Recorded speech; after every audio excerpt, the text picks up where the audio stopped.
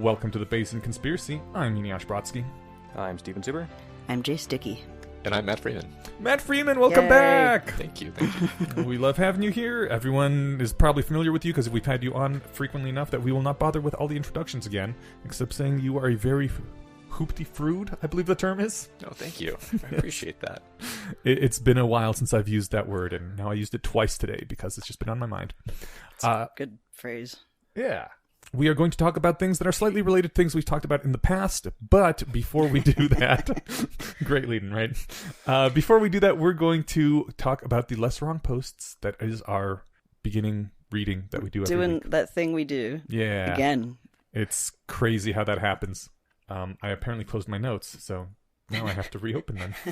First time stab of the day. Yep. Didn't get very far. Okay. Who's buzzing me? Okay.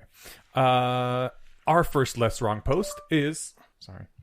Our first Less Wrong Post is protein reinforcement and DNA consequentialism, which is integrating a lot of things that we have read from previous posts and setting us up for the knockout post that we'll be talking about second after this. But since it is the setup, we have to go through the setup first. Let's start out with, it takes hundreds of generations for a simple beneficial mutation to promote itself to universality in a gene pool. Thousands of generations, or even millions, to create complex interdependent machinery. That is some slow learning there. And I believe we were just talking earlier about the attempts to exterminate deers to teach them not to jump in front of cars. Yeah. We I were wasn't wondering here how for that. wondering how long it would take for deer to evolve to not jump into the road, Or at least not to do their whole deer in the headlights. I mean, a lot of times they Reaction. just jump into the road. It's stupid. I hit a deer on a motorcycle one time. It was terrifying. Oh my god. And There was a deer on a motorcycle? yeah, man. A lot of delinquent deer out there. How did you do? How did the motorcycle do? Fine. I was riding pillion, which is the fancy word for on the back. Okay. So the driver actually turned and accelerated as the deer was coming toward us. So he hit the deer in its hindquarters. It did a flip over our heads, and I got that bullet time where I saw I made eye contact with it. I was like, no. I was like, why? And then it ran away. I don't know if it was injured or not. Deer seem to sort of be bouncy in that way. Then again, maybe they just run to go die elsewhere. But we looked and we couldn't find it. But it was incredibly terrifying. And the motorcycle didn't go spilling out into the street, it sounds like. Nope. The driver accelerated at just the right time and hit the deer at just the right spot to flip it. So is this some master level motorcycling? This is a instructor, so Oh. Okay. yeah. Because my instinct would have been to slam the brakes or something, but apparently he No, didn't. I think that's what would have killed you. Okay. Because you wouldn't be able to decelerate fast enough, and then you would have hit it at slower speed, and it would have been a collision. Instead of Same thing. flipping it over you Yeah. kind of thing. Neat. But yeah, Yeah. slow learning if you have to kill things off that are not the way you want it. When your reinforcement learning is murder, that takes a lot of bodies to get through.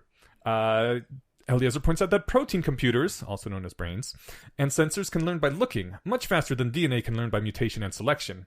And yet, until very recently, the protein learning machines only learned in narrow, specific domains. Squirrel brains learned to find nut trees, but not to build gliders, as flying squirrel DNA is slowly learning to do. The protein computer learned faster than DNA, but much less generally. I kind of wonder about the selection pressure that causes things to become flying, whatever's. There are flying snakes, for example. They do the same thing. They go to the top of a tree and then they flatten out and glide. But flying squirrels figured that out. I think various forms of lizard, snake, Bat. Well, bats. whatever. But whatever bats are came properly from. flying, yeah. Yeah. But Protobat. but other snakes and squirrels didn't. Let's just take a moment to appreciate that spiders can't fly. Thank God. Can't some? They can actually. They can jump. They can shove some web into the air, and if they're light enough, they can glide around. Oh yeah, on those that. little ones I don't mind. It's more just I'm glad that I don't have to dodge flying tarantulas. Yeah. Yeah, Because but I don't think Yeah. I could burn the entire planet down. Aren't tarantulas not poisonous though? They're horrifying. I don't know. Oh, okay. Yeah. In any case, they can throw their little leg hairs at you and sting. Hmm. They're those obnoxious cacti where you get the little hair bristles in you. I- It's not very much of a deterrent to a human, but it is annoying. being terrifying is a deterrent to me. So They're good at that. I think the most interesting thing about all of this the fact that all these animals have these incredibly refined, evolved behaviors is like humans apparently for hundreds of years of writing philosophy genuinely believe that we don't have any of these evolved behaviors. Because Really? they would write, well, I mean, like, they would write as though like we're the animal that reasons, and it's like obviously that's bullshit. Like you just have to think about it for 2 seconds. But it seems like this was the mainline philosophy of like European philosophy. People also used to think that there was like spontaneous generation. Like Yeah. grain creates mice. Yeah. So Yeah. Dirty we're shirts. not really good at being the animal that reasons. No. We get there eventually, I guess. So Eliezer points out that the basic evolutionary idiom works through the actual real-world consequences, avoiding the difficulty of having a brain imagine them, because that is really computationally hard. Naturally, this also misses the efficiency of having a brain imagine consequences. It takes millions of years and billions of dead bodies to build complex machinery in this way.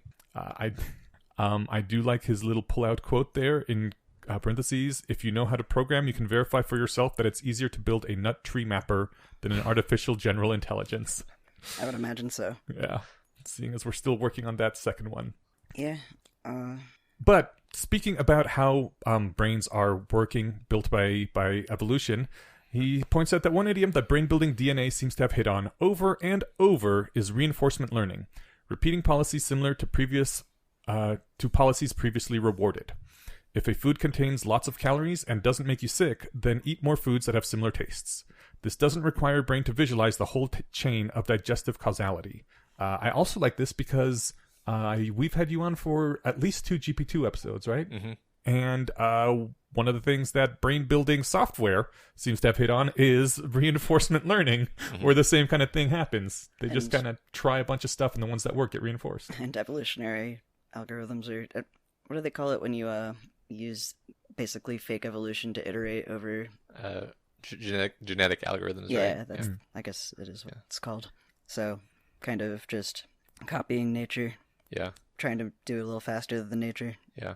That's a good point, though, because this was written in 2007. Yeah. And that was well before we had all of this more recent evidence that, like, yes, all you actually have to do to get really amazing performance that looks a lot like intelligence and might actually be intelligence is just make reinforcement learning algorithm bigger. Yeah. So that's Eliezer didn't know that, but he was on the right track, I think. It's kind of, I don't know, fantastic. I guess Kinda we'll see how it, scary, how it plays out. Interesting that that's all it takes to eventually get to brains. Mm-hmm. It does say, continuing on here, that it seems much easier for evolution to hit on reinforcement learning than a brain that accurately visualizes the digestive system, let alone a brain that accurately visualizes the reproductive consequences and months later. So, he asks, why not learn to like food based on reproductive success, so that you'll stop liking the taste of candy if it stops leading to reproductive fitness, or reproductive success? Why don't birds wait and see which wing-flapping policies result in more eggs, not just more stability? And the answer is because it takes too long. Reinforcement learning still requires you to wait for the detected consequences before you learn. Yeah, if you're just, hey, what if I just eat spinach and then see how my offspring turn out? Right. Whoops, they didn't survive. Let's try nuts. Yeah, like, No. that would be a really bad way to do things. I do like this sort of, the reinforcement has to happen very quickly after the thing that is being reinforced, I guess, because it was... Yeah, because you can't tell which, interventions are actually causing the results that you're seeing if you're doing a bunch... I don't know, if you're eating multiple foods, for example.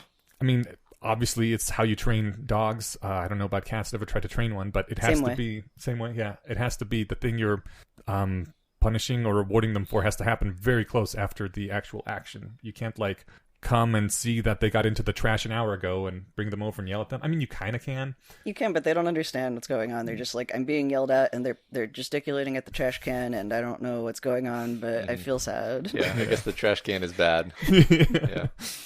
I mean, maybe if that keeps them away from the trash can, but it's not quite the same thing. But I like how this was used as a hack where some people wanted to get themselves to do things like chores or productive work more, and one thing they would do is like give themselves a little M&M whenever they did the thing as a reinforcement thing, since human bodies like M&Ms.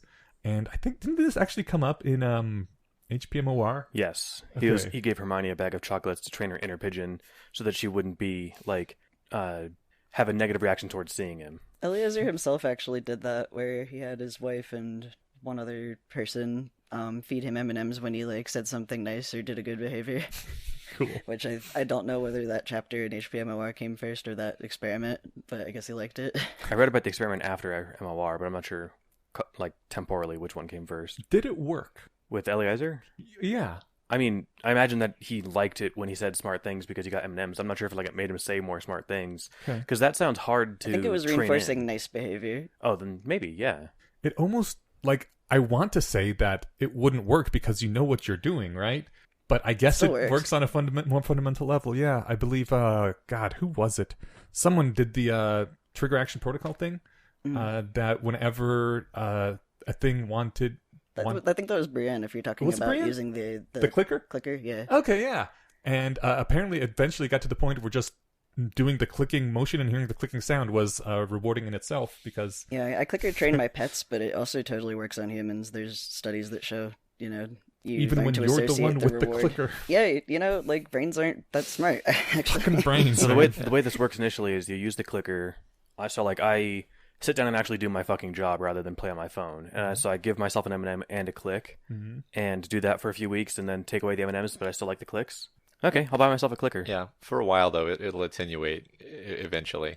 Yeah, and you have to reinforce it as well. Like, you have to, keep associating that with positivity and remembering to, like, negatively or positively reinforce whatever behavior every time you do it.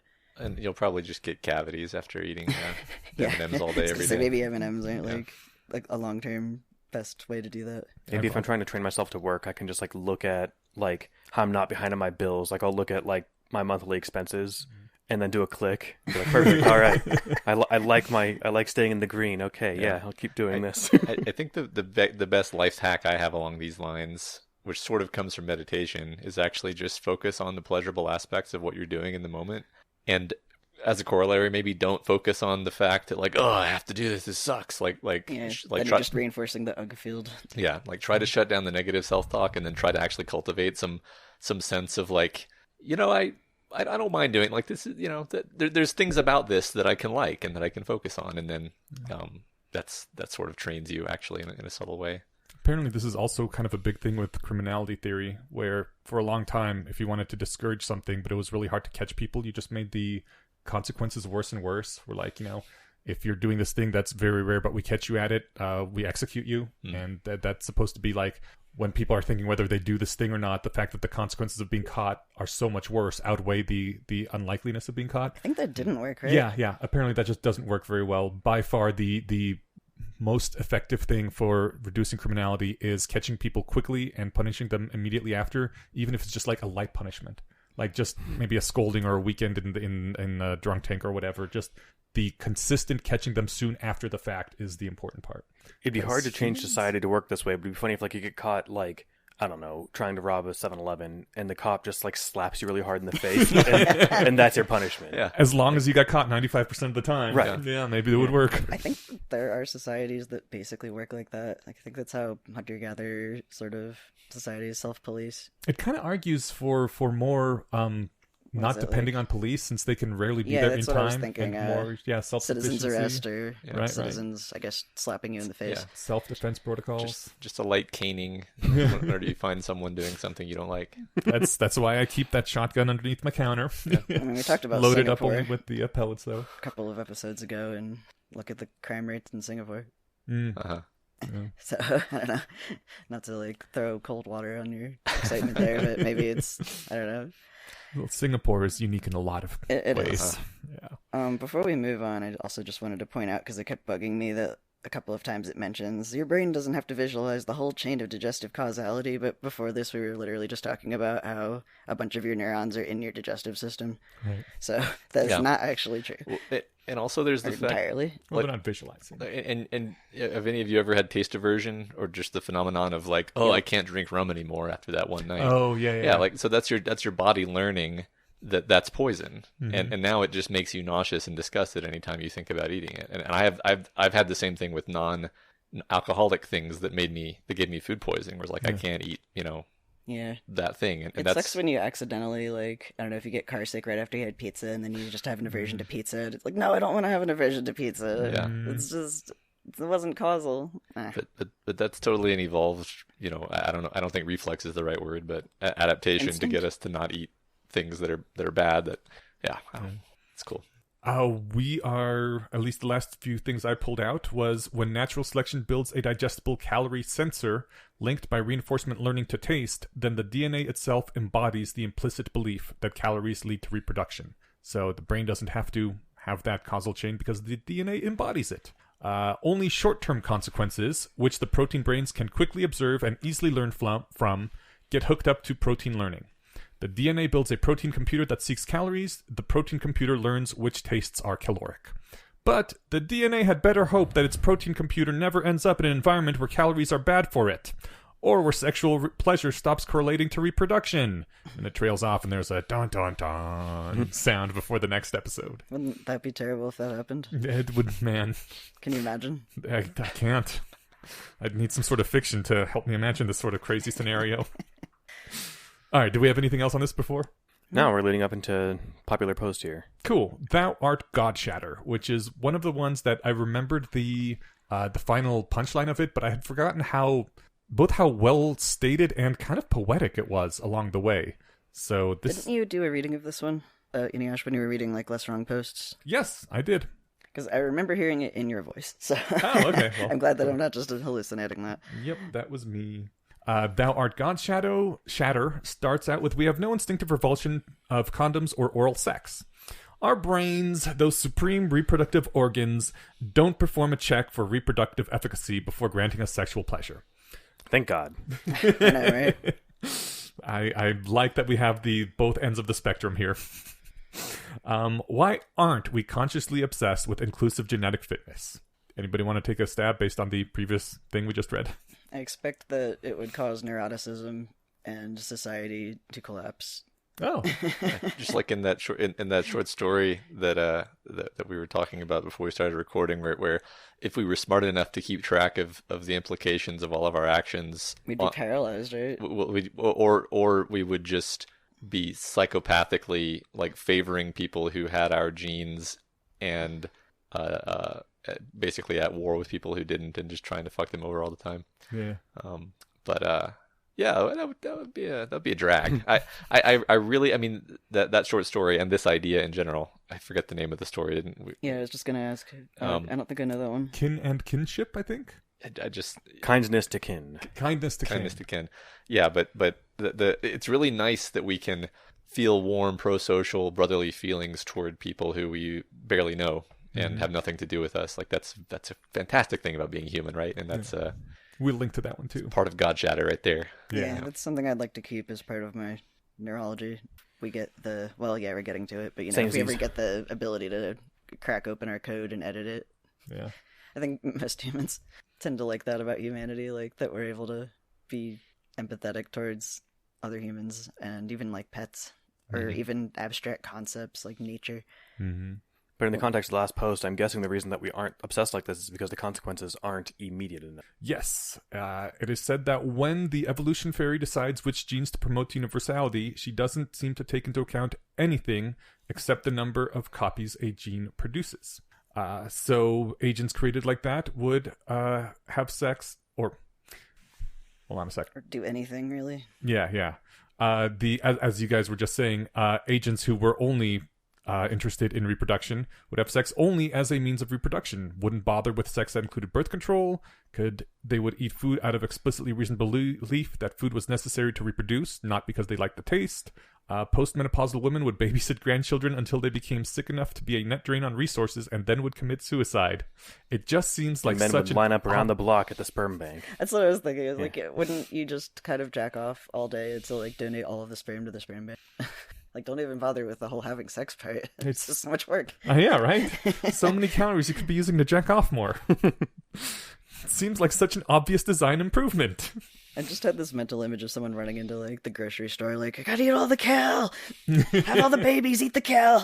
Is kale good for sperm production or I don't something? fucking know. Oh, okay. Just, like, Yeah, they were like, yeah, if it was just like, who cares about taste, like eat the best foods to have the best babies, and just, yeah, imagining like people rioting at a grocery store. Give me the oranges!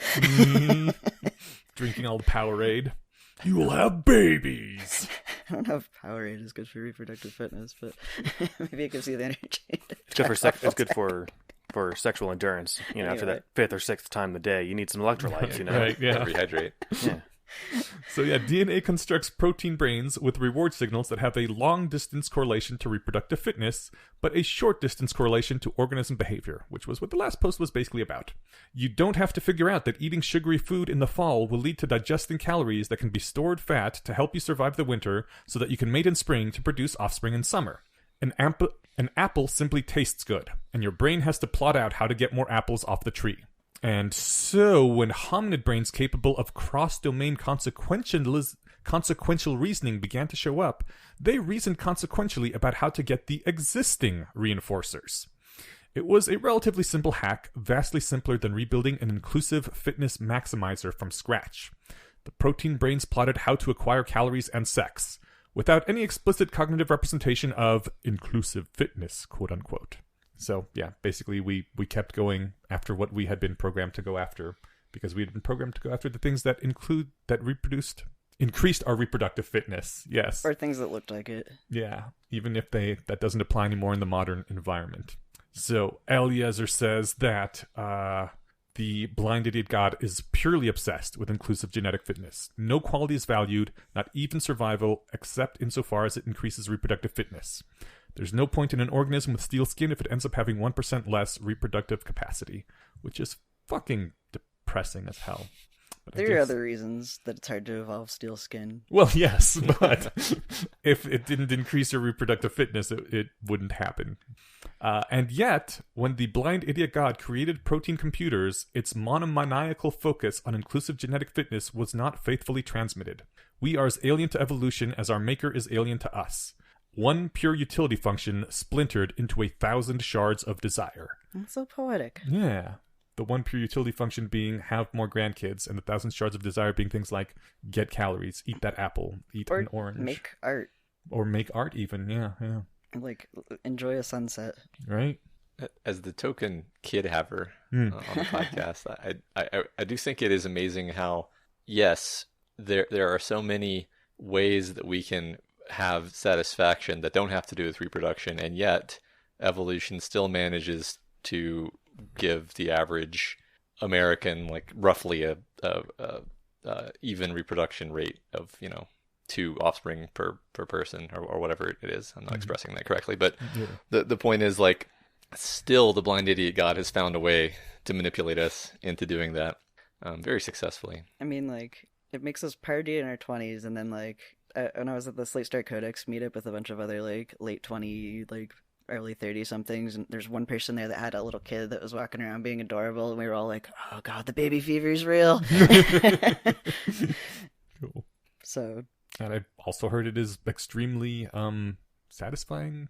What is the term for life fulfilling, satisfaction? probably? Fulfilling, yes. I don't know. Can you verify? Yeah, I think it's great.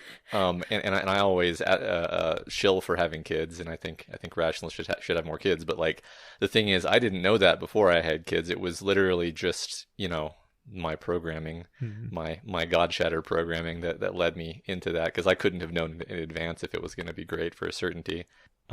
So was it an actual desire to have kids? Not really. No, it was. You were just having sex and kids happened? I mean, I think it was like, yeah, like, that's what you do. Okay. It was a cultural meme, I guess I'll say. Yeah. Mostly. Yeah. Well, cultures without that meme probably didn't have quite as many kids and didn't make it this far. That's true. Yeah. Trying to make that a rationalist cultural meme. I was going to say, that's kind of the culture we're in right now. We're trying to fix it. Yeah. Remember, was it the Shakers? It was the Shakers that had the opposite meme. No one should have kids. And now there's no more Shakers. Yeah. That's a problem in the long term. So humans love the taste of sugar and fat, and we love our sons and daughters. We seek social status and sex. We sing and dance and play. We learn for the love of learning. 1,000 delicious tastes matched to ancient reinforcers that once correlated with reproductive fitness. Now sought whether or not they enhance reproduction. Sex with birth control. Chocolate. The music of long dead Bach on a CD. What's a CD? This post is so old, man. I found it striking that he included that last one there, though, which is why I pulled this out, because I guess the point of making music was to get laid a lot, and now that he's dead, it's not helping anybody to listen to his music still, and yet it's a like genetic meme kind of like, you know, you've mentioned that, you know, like passing on your memes instead of your genes. Yes, I have.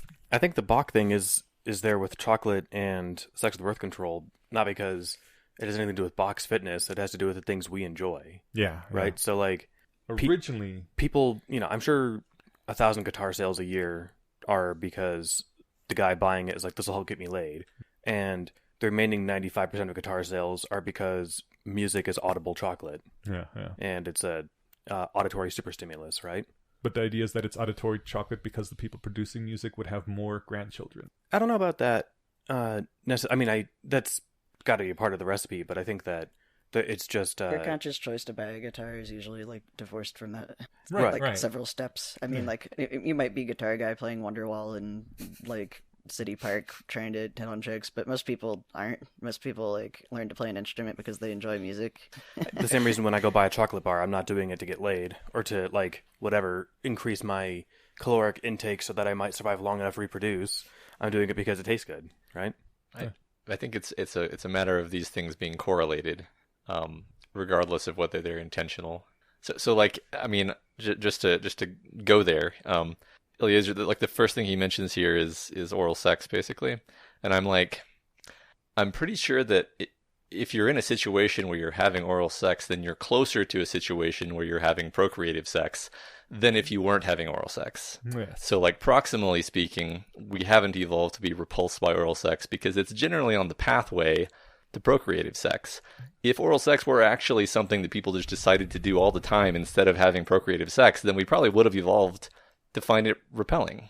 Huh. You know? That's a good point. If it was a substitute as opposed to a complementary good. Yeah, it's just, I would guess that it tends to be more of a thing that leads to... That has been my experience. You don't have to guess.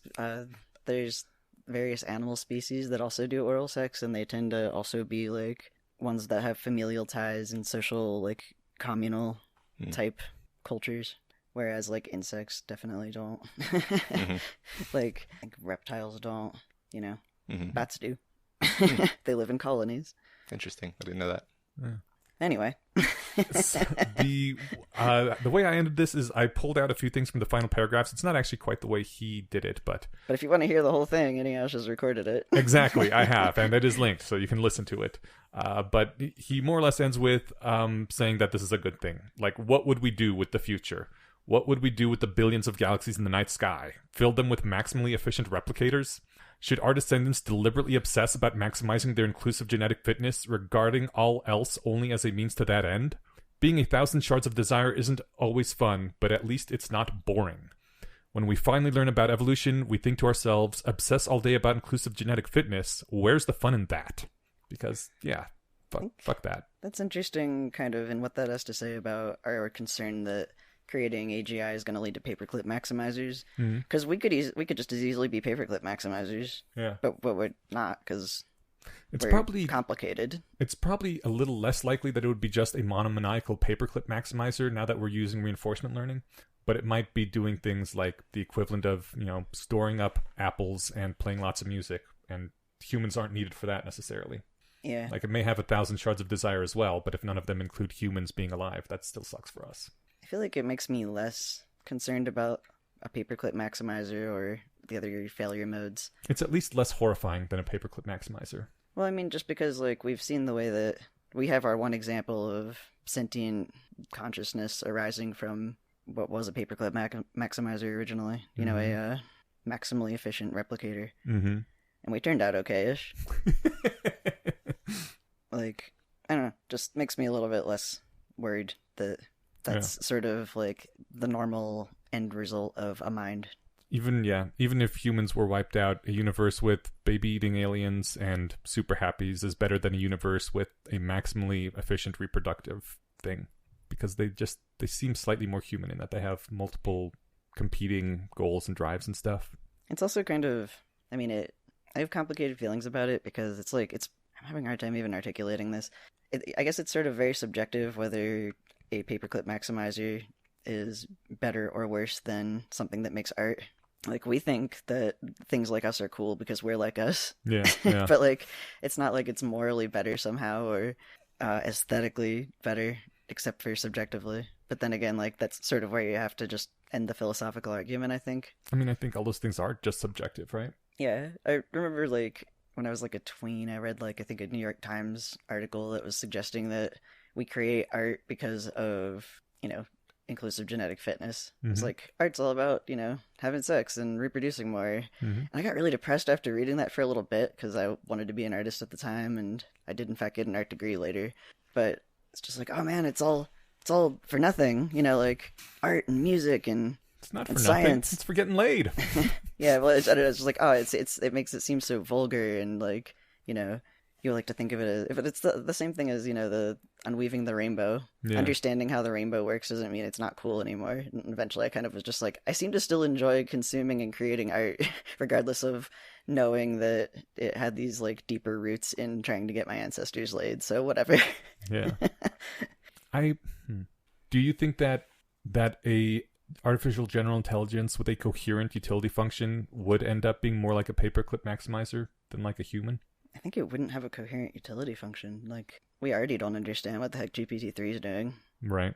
Is that good? And like, or scary? What do you mean by coherent anyway? Because it's like, does that mean we can understand it or that it can understand itself? Because we also don't understand ourselves.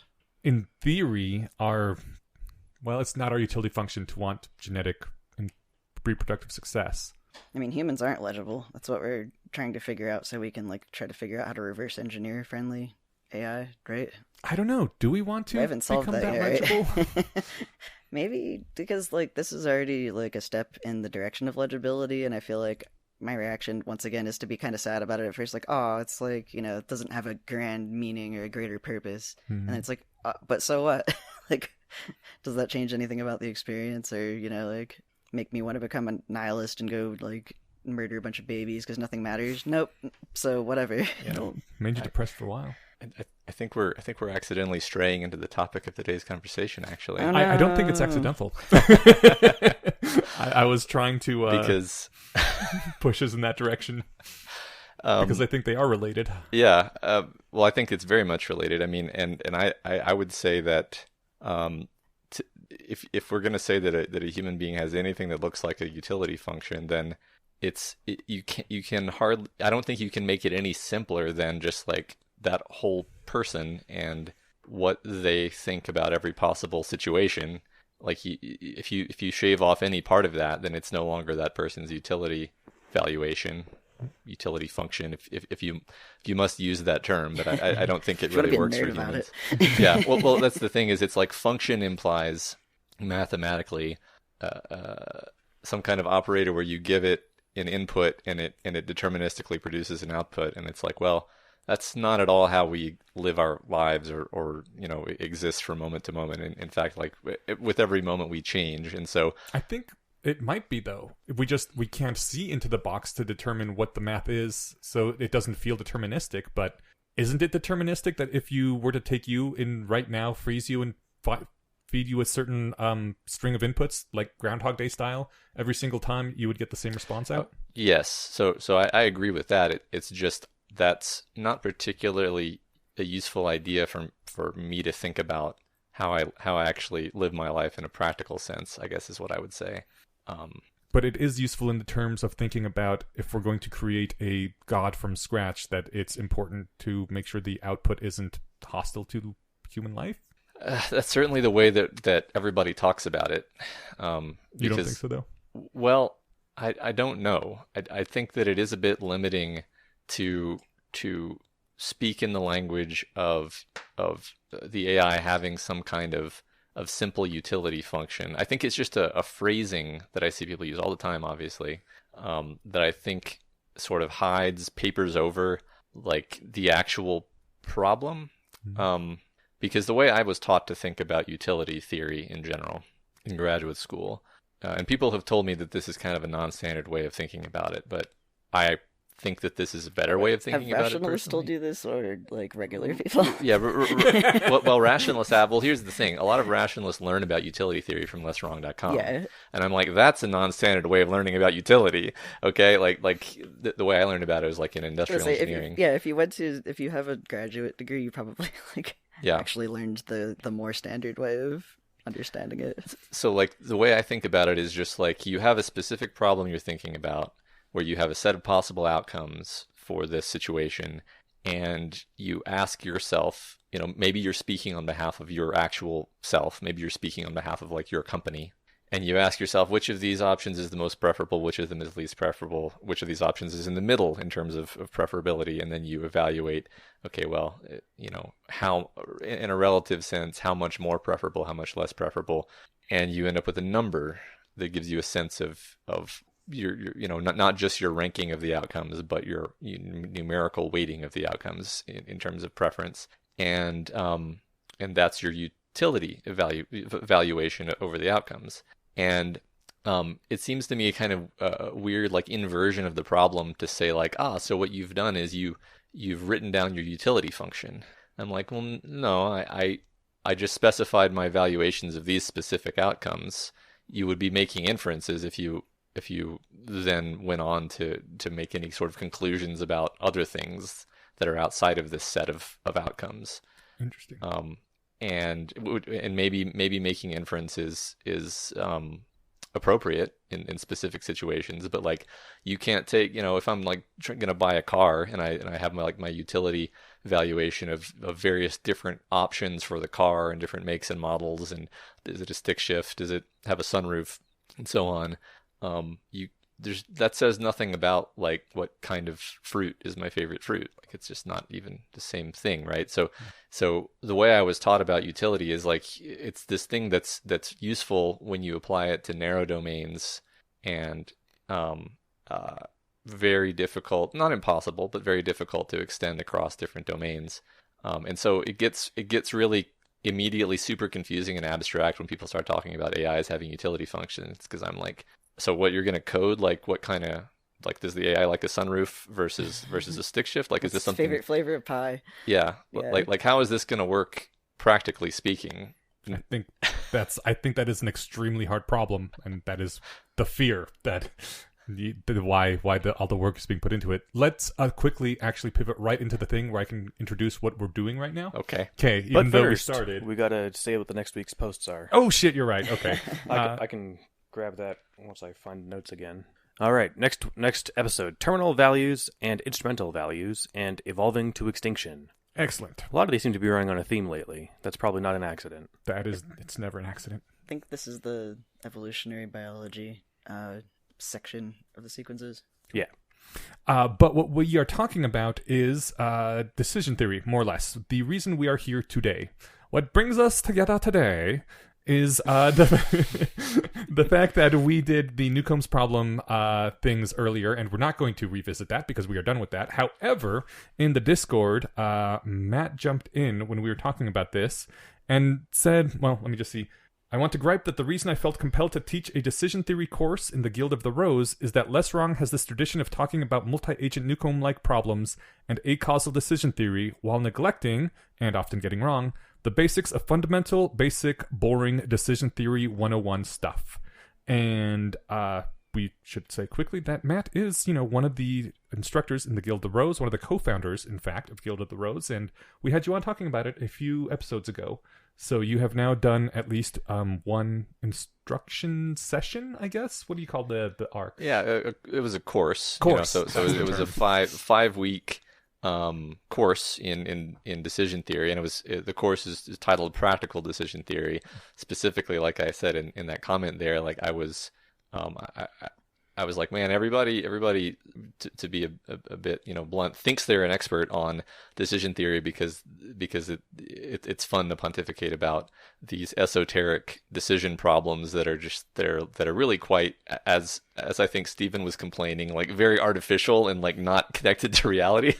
Vindication. Yeah, and I'm like, look, like this is actually useful stuff, and like and so the point of the course was to teach like how to actually use it. And I was actually very gratified by how the course went, because basically the arc of the course was week to week we would learn sort of a different sub skill on the way to building a decision tree. Jace actually took the course and Yes. and watched the content and so forth, so he can verify whether I'm talking out of my ass or not. No, But I wrote, I think, a glowing review on Discord of yes, like I actually felt like this was already something that I kind of had in the bag. I mean, I like it, so I was like excited to do it again. But like Matt's grad school like take on decision theory was it helped me just build a more complete like mental model of what's going on in decision theory and sort of approach it from some new angles that I hadn't thought of. So, yeah, I think it was like really graspable also, which it's really hard to do.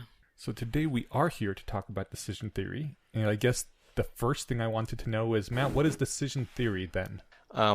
that's a fantastic question. You know? I just see it as the mathematical rules and heuristics that lead to making consistently good decisions, where each word in that phrase sort of has a special technical definition. Oh shit. I mean, like so for example, like this is a thing that many people will immediately come back with if they say like, oh yeah, well what if somebody buys a lottery ticket and then they win the lottery? Wasn't that a good decision? No, that was a bad It's decision. like, no, it's a bad decision because in expectation they would have expected to lose money. So it was a good outcome, but it was a good outcome because they were lucky.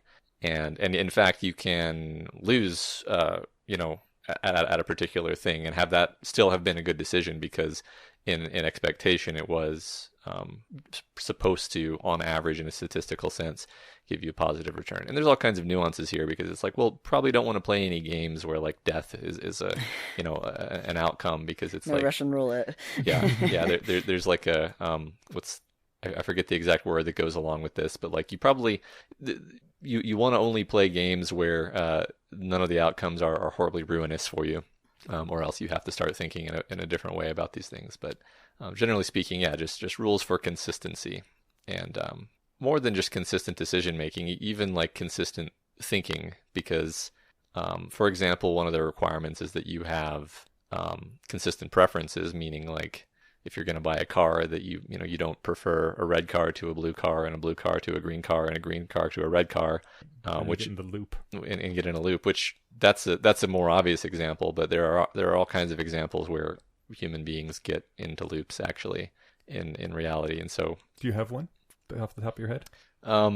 well, I think it's the occasion when you would run into this is more like let's say you want to stay at a hotel on a trip or something, and there are 3 hotels you could stay at, and each of them has something you really like about it, and you just find yourself looping through them in your head, and it's not even necessarily that you prefer A to B and B to C and C to A. It's that you just Yeah, this one's cheaper, but this one's fancier. Yeah. But this one's closer to the event I'm trying to get to. Thank you. Yes. And so they're all equally good. Yeah. So they all have different things about them that are good.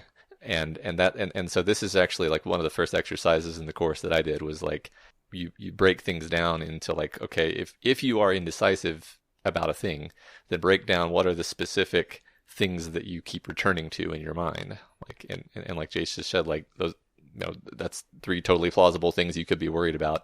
And then once you've done that, then you can map it out and disambiguate it, and then you can figure like, okay, all things considered, I probably do value being able to walk to the venue or whatever more than those other things. And then once you kind of realize that, it can really clarify the decision before you've even gone any further.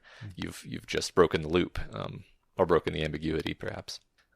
So that's the kind of thing where it's like, we're not talking about Omega. There's no boxes full of cash. It's simply like, hey, maybe as a habit, notice that when you are conflicted or losing sleep over a decision, just make a habit of breaking that down into like, well, what am I vacillating between?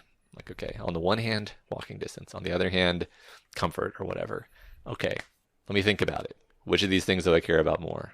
And the course, go ahead. And you feel that the way decision theory is presented in Less Wrong and these other kind of esoteric forms skips over that, or doesn't address it, or just does a bad job in general? I don't see the instrumental version of it that often, except for like I've talked up Clear Thinking's or I think it's called Clear Thinking, the decision advisor. Yeah, the decision advisor tool. I've mentioned that one before, but it's not like widely known. I feel like I'm usually like when I'm hanging out with new rationalists and I bring that up, rarely has anyone else even heard of it, which is sad. And then like outside of that, yeah, Matt's course is the first time I think I've really seen a practical use guide for this. I think there's a lack of sort of trigger action plan in people's brains for like, I am currently experiencing conflict over a decision.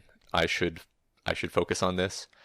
Because I mean, one thing that I realized during the course, again, this is the thing I was like most happy about, most gratified by, is like I had like 30 something people, maybe more than that, and I was like, all right, we're all going to make a decision tree for a real decision that you're really facing in your real life, and we're going to spend 5 weeks building the decision tree, basically, for each part of it independently, and then we're going to put it all together at the end.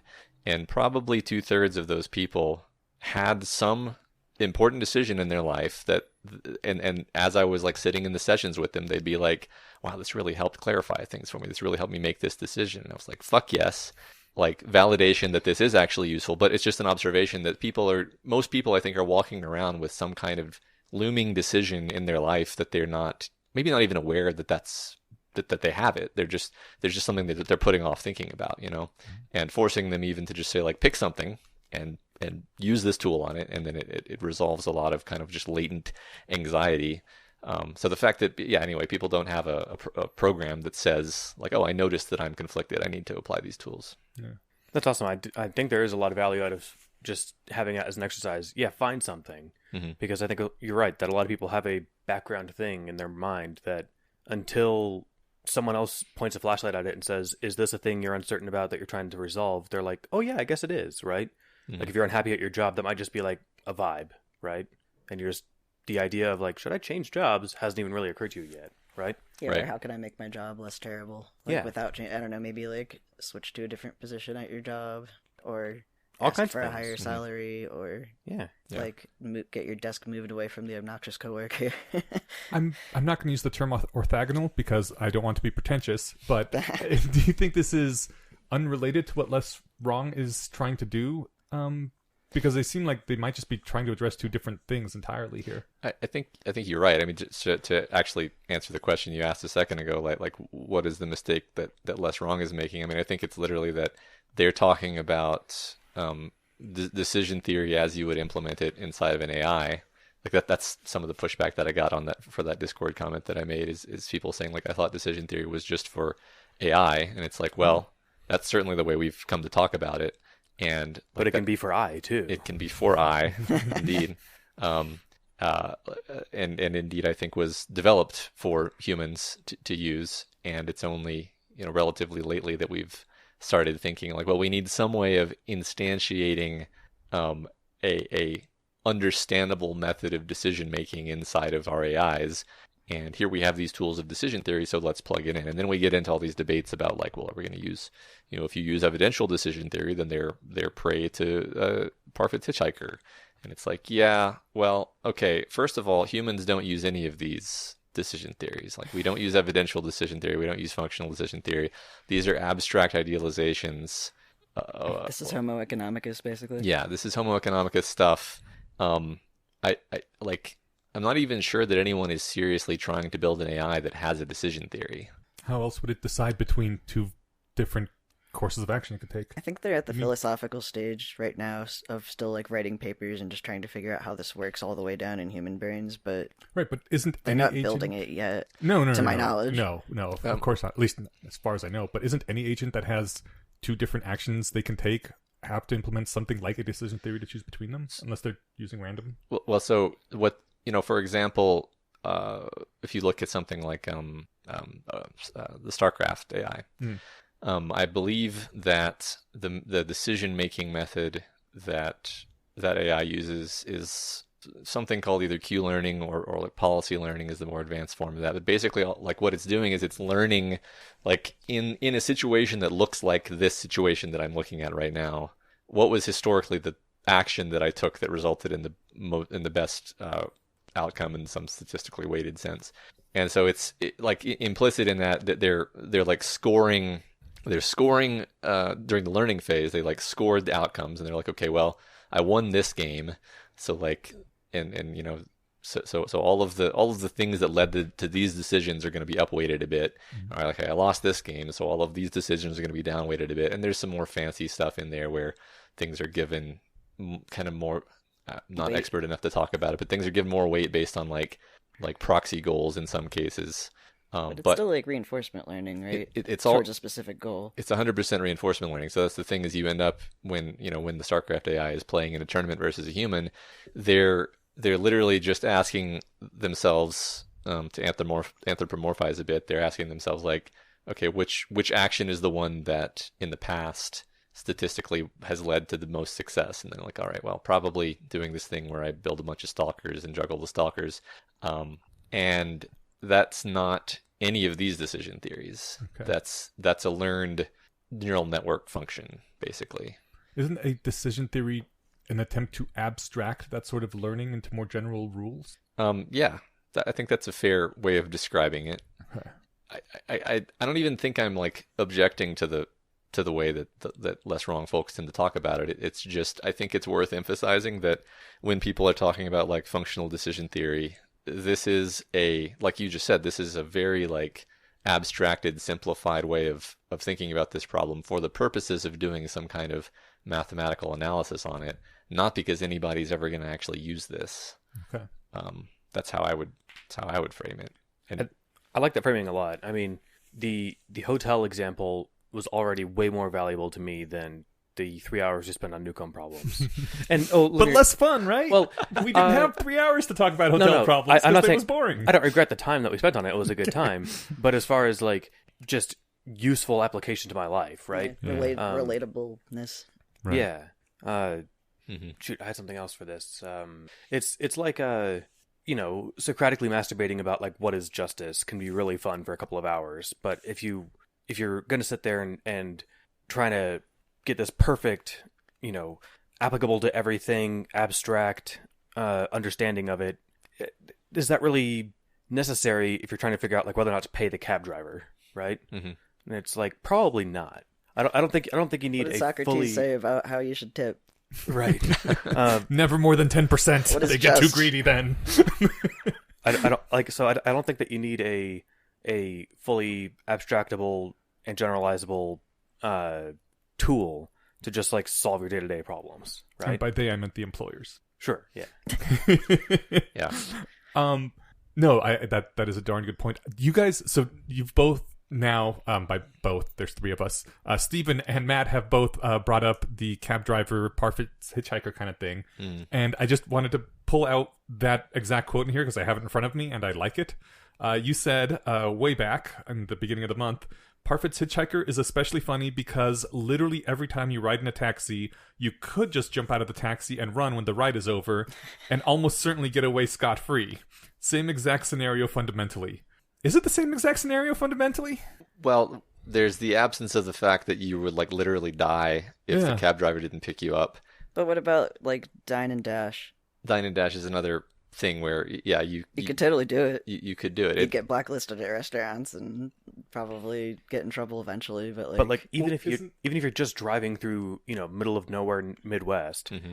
like most people still don't dine and dash on their road trip across the country, even if they never plan on visiting the state again, right? And I mean, yes, yeah, you are correct. I think, isn't that a very good example of decision theories that work then? Because a good decision theory would prevent you from jumping out and running because it's better effects overall over the long term. Yeah, well, so what I did in the chat there was I proceeded to literally make an actual decision tree in Excel, mm-hmm. where I was like, look, this is like how a human, to the extent that a human is doing anything like decision theory, this is what a human is really doing, is they're saying, all right, I could just jump out of this cab and run and probably get away, and I would save $8, but then I would feel really bad about it and maybe be anxious about the idea that there would be consequences to this. And then they evaluate, you know what? I think not feeling bad about this is worth about $8 to me. And we're actually making that calculation every time we decide not to shoplift and every time we decide not to dine and dash, we're reaffirming like it's worth it to me not to worry about this and think that I'm a bad person who steals, and et cetera, et cetera. Like there's a weighting. You could call it a utility function. You could say that the utility of $8 is worth less to me than the utility of being the kind of person who would jump out of a cab and run. I think those are different though, because one is, like you said, more of a utility function, what you actually want, whereas decision theory would tell you why doing those things is a bad idea in general, and hopefully you are well socialized so that good decision theories are integrated into your utility function, so that the thing a good decision theory would tell you to do is matches up with your utility function, and so not following the decision theory makes you feel things like regret and anxiety and stuff, and so you keep to it. But I don't think they're necessarily the same thing at all. Like the reason a decision theory tells you to pay your cab driver and pay off Parfit's hitchhiker has nothing to do with you would feel bad if you didn't. So this was another thing that came up during the Discord discussion, actually, was the idea of like specifying where the kind of bounding box that contains the utility function part is versus the decision theory part. And so like I pulled up right here the definition of functional decision theory, which is Eliezer's pet decision theory as far as I know. Or there's also timeless decision theory, which I think is related, maybe the same, maybe they just renamed it. But so the definition of functional decision theory is very, very simple. It's a decision theory described by Eliezer Yudkowsky and Nate Soares, which says that agents should treat one's decision as the output of a fixed mathematical function that answers the question, which output of this very function would yield the best outcome. That is completely separate from what the utility function actually is, because the best outcome is literally just, what do you think the best outcome is? If you like pain, if you like physical pain, which some people do, your best outcome is going to look different from mine, and so the action that you take is going to be very different. And so it's the part of the decision theory that is just the decision theory just dictates like, well, which option are you going to take in pursuit of these goals that are defined by your utility function. I'm doing air quotes because I think I really agree that it doesn't really make much sense. It's not very practical to use terms like utility function when you're talking about humans, or even a mind, even a simple mind, because you don't, I don't know, if you're the StarCraft bot, then your utility function is win StarCraft, and then maybe like some other sub goals. But if you're a human, kill all humans. Like, there's a lot of values there's a lot of stuff that is trickling from the top down that affect your decisions. You don't have a utility function. If you're trying to decide which hotel you stay at, it's not like, I am time maximizer. This one would be the fastest to let me walk to the thing. That is my utility function. Like, it's, you're weighing a bunch of Do we want to swap out the term? You care about. Do we want to swap out the term preferences for utility function? Honestly, yeah. Yeah, I literally just talk about preferences and preference ordering, and you could even say preference weighting, and then avoid using the term utility entirely, which is kind of how I prefer to think about it, actually.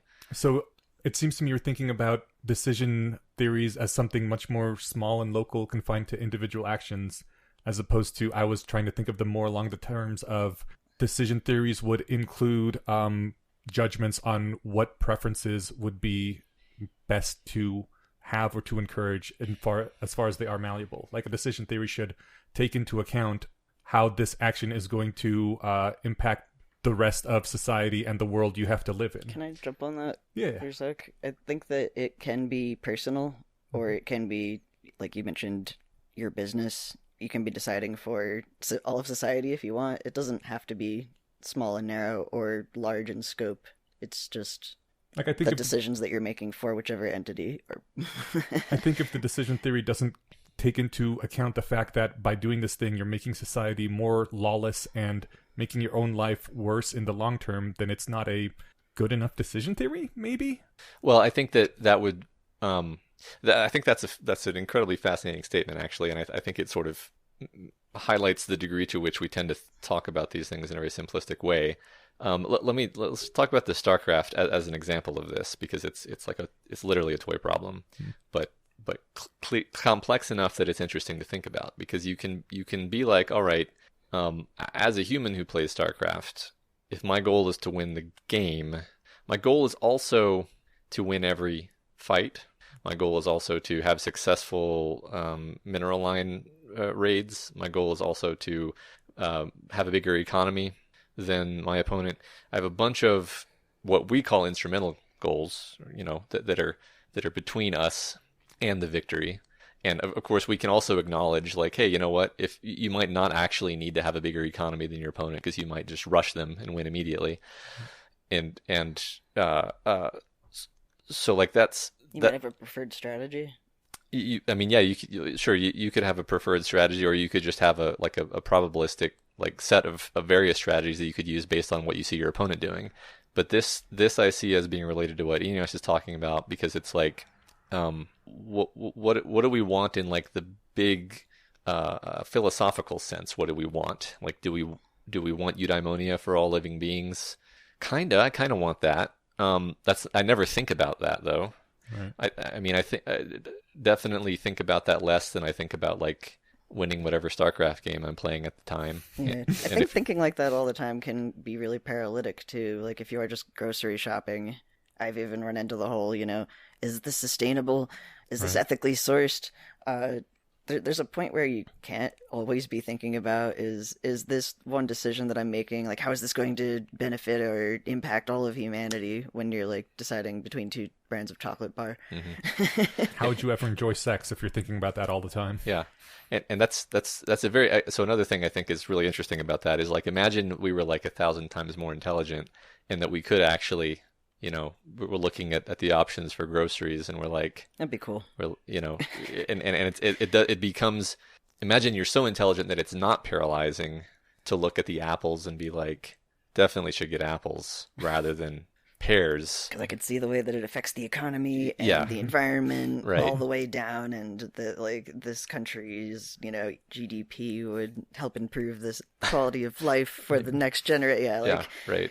But yeah, no, it would be actually really cool, and I hope that if we are able to augment our intelligence as a species, that might be a way that we can start thinking about everything. Mm-hmm. But I've had to let myself off the hook for just being like, I don't have that capacity. Yeah. And pretending that I do, or trying to force myself to do that, is going to make me exhausted and miserable, and I'll never be able to make decisions. Yeah. Just be indecisive and. But you were saying in the hypothetical where you are 1,000 times smarter? Then I guess, we'd make very, very different decisions probably. Like, it's unlikely that the most effective thing that I can be doing with my time is podcasting, but it's like my favorite hobby, so I like it. Yeah. And I like it enough that I'm going to do that instead of I don't know, trading stocks and donating the proceeds to an effective charity or whatever. So I just think it's interesting. Your point is interesting, how your level of intelligence actually has implications for your actions in a very real way. Your capacity for being altruistic, or maybe not even altruistic, but just from a utilitarian standpoint. Yeah. Maybe if you had a high enough level of intelligence, you would factor in things like, I need time to myself to enjoy life, to keep going, and that is why I have time set aside for podcasting. God, I'm trying to do that myself. It's actually really hard if you're someone who's a workaholic for anxiety reasons. Sorry, this is something that's come up in the guild a bit actually, and I want to get you guys' take on it actually, because I think it's interesting and very relevant to a lot of less wrong / EA people. Is when I'm using the word utility in context of utility evaluation over my preferences, or maybe the preferences of my company, it's a subjective first person or at least local way of evaluating utility. This is a completely different word from when an effective altruist uses the word and they say, I'm going to maximize the utility of those people over there. And you can't, within decision theory, you can't maximize I can't maximize your utility. Someone else's utility. I don't know your Yeah. utility. And anyway, you can't add up the utility between people. That's nonsense within decision theory. And people don't even know their own utility. Wait, Like, do people actually say, I want to maximize someone else's utility? They say stuff like, I'm going to maximize global utility.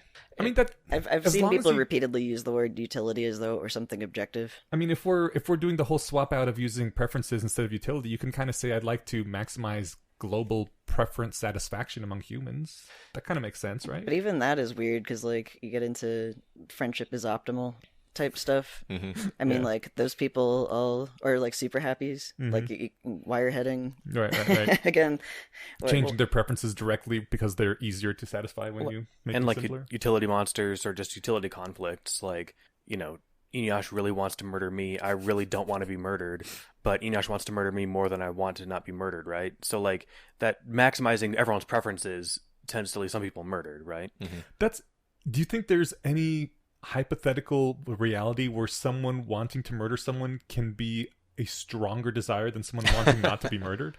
Yeah, if you're suicidally depressed and Well- the other person really hates you. I was my first example was going to be rape, but that felt like somehow, you know, the idea of you murdering me is less emotionally evocative than talking about a hypothetical rape. But like, I'm assuming the rapist really wants to rape somebody, right? Sure, But I guess mean, probably not as much. The person doesn't want to be raped. well, I don't know. I think I have a very strong prior about people not wanting to be murdered, though. I Right. think that is like, I can't imagine, aside from maybe in suicidal, people, a case where someone's desire to murder you could be higher than your desire to not be murdered.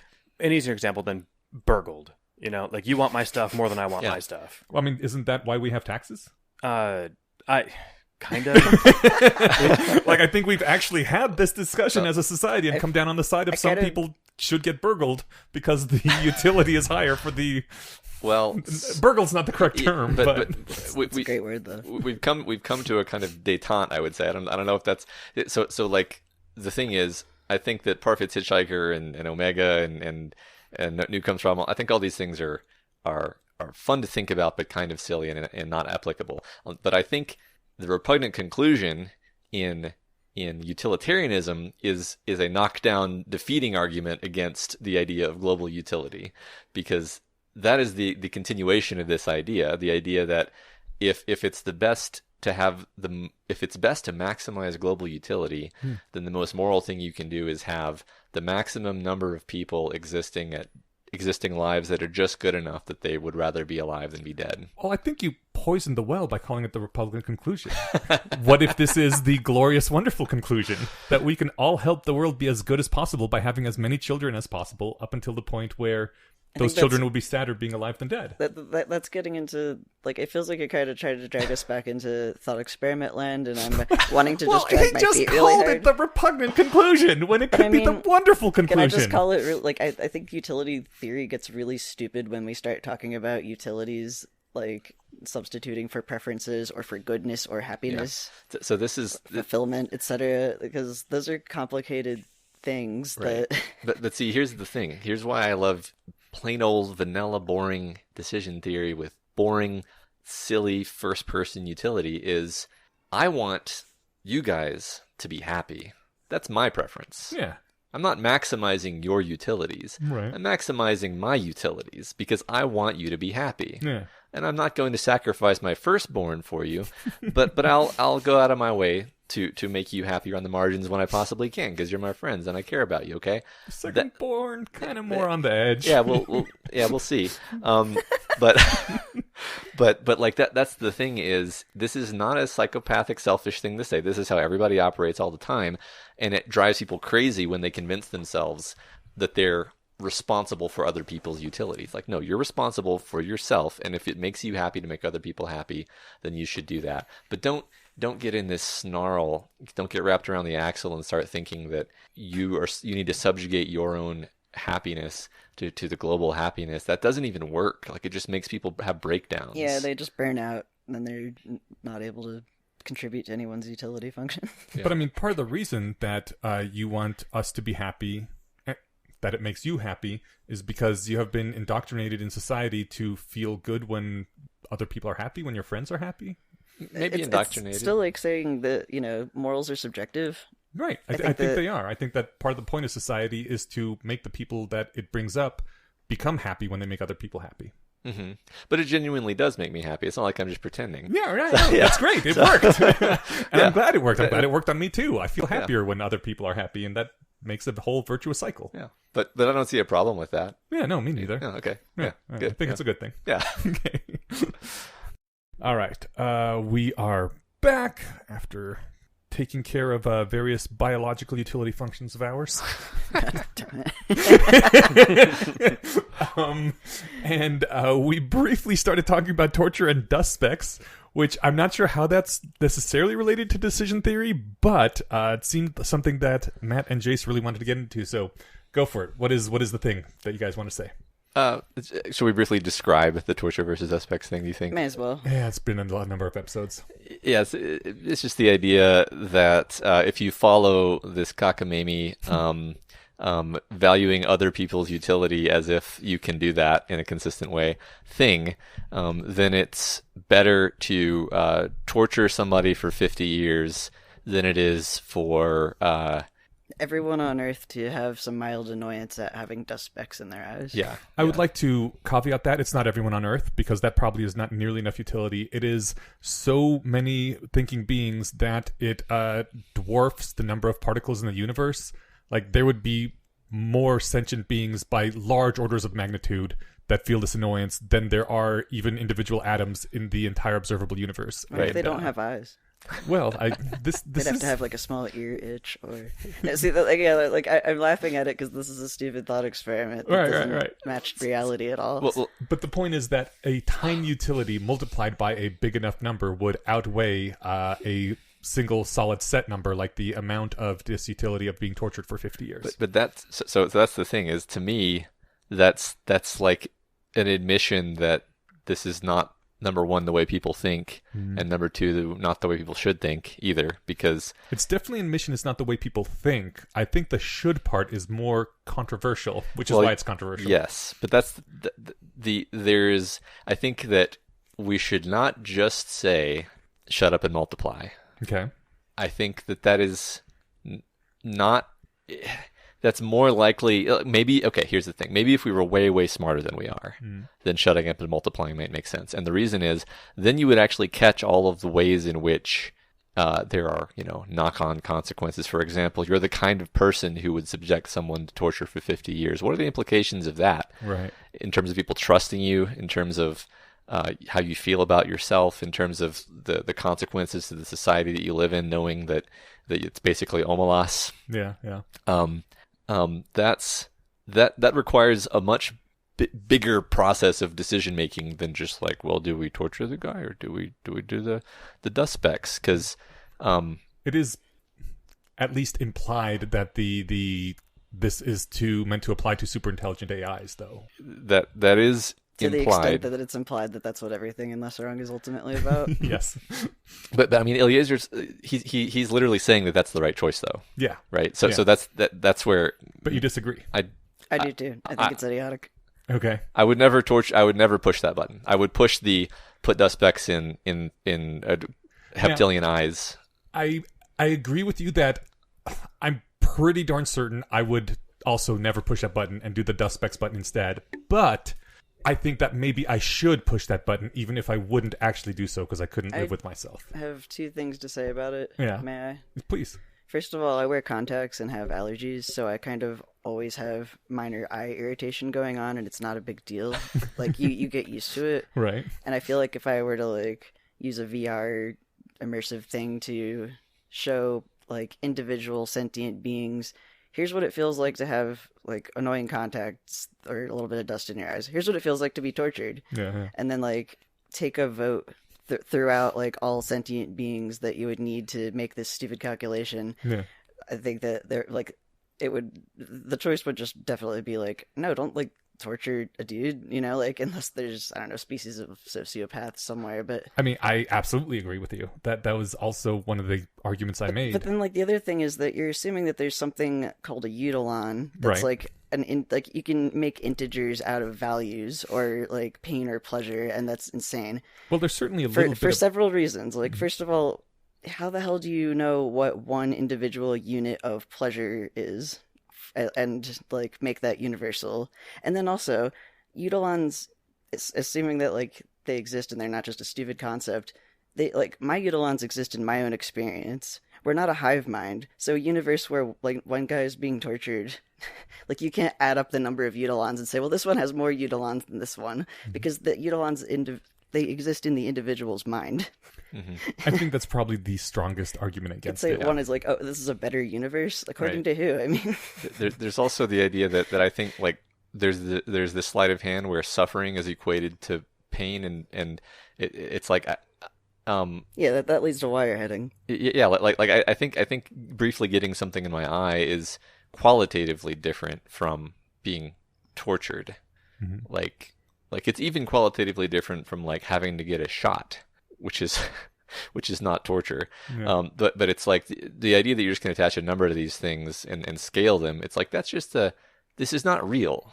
This is not real. Like that's what I want to try to get through is like the idea that number one, everyone's subjective states can be assigned an objective number, and then you can just perform arithmetic on those numbers and get meaningful answers. I'm just like, no, you can't.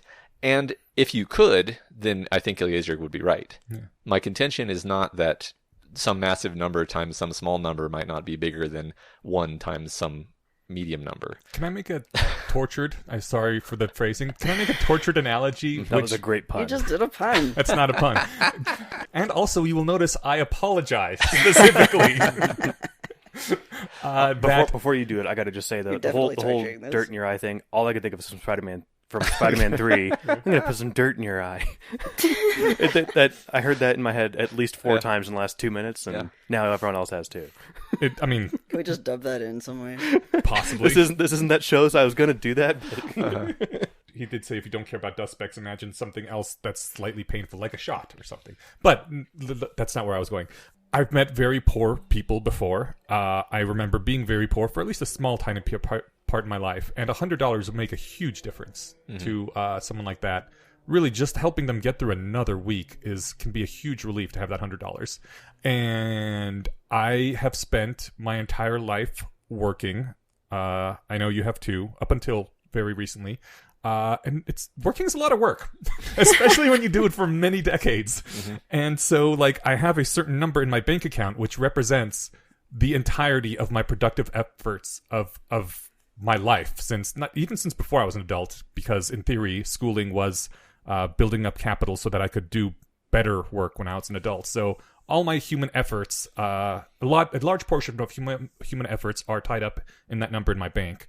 And we have decided that for some people, you can take their life, what they've been working on with their life, and give it to the poor people because they need it more. That number means more to them. And I actually agree with this. I do think redistribution of wealth is good in to a certain degree.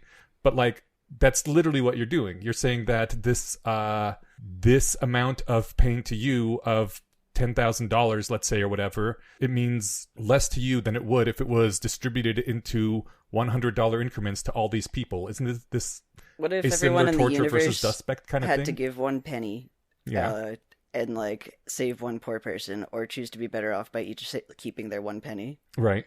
Like, I think that it would be the same thing where it's like, no, don't torture the guy, or in this case, yes, give up the pennies. Like, I do think it's exactly the same thing, and it's problem the inverse thing. Yeah, like, yeah. Well, I mean, the problem also becomes then, like, if there's more than 1 poor person in the world, how many times are you going to take 1 penny from everyone? I think that's why this scenario was proposed in the first case. How many of such torture for dust speck trade-offs are you willing to make before you start saying, oh, actually, you know what? Maybe this was a bad idea because all these dust specks in aggregate have a horrible effect. But they don't to the individuals.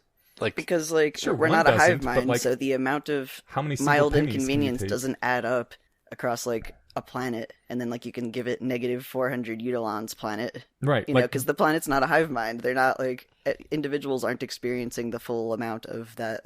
But that's not how it works. like I see what you mean. I mean, I think there's a lot of intuitions that come into play, and some of which like cut in different directions because maybe you have one answer to the question of like, would you give up $100 happily to save the life of someone? But then like that doesn't imply that you would give up $100,000 to save 1,000 lives, because it's just a different calculus. Like maybe there's some smaller number some larger number of lives, maybe, and that's like but isn't the implication that if you would give up the 100, you should give up the 100,000? That's where I object. And even according to normal decision theory, your evaluation of money is not linear with respect to different quantities. Like there's no reason why you should value $100,000 exactly 100 times more than you value $1,000. Mm-hmm. It doesn't have to be that way, and it is indeed not that way. It's just based on people's decisions and revealed preferences, we observe that they don't behave that way. Yeah, and people have different values and preferences. Like you mentioned, both money and something like a shot. Mm-hmm. I give myself a shot in the leg once a week for hormone replacement therapy, and I am okay with like giving myself a shot in the leg every week. Yeah, it's worth it for what you get. For what I get. And like I don't value money as much as some other people. I like having enough to live off of, but I consistently take jobs that are pretty low pay because I like the work. Whereas other people would make a different decision.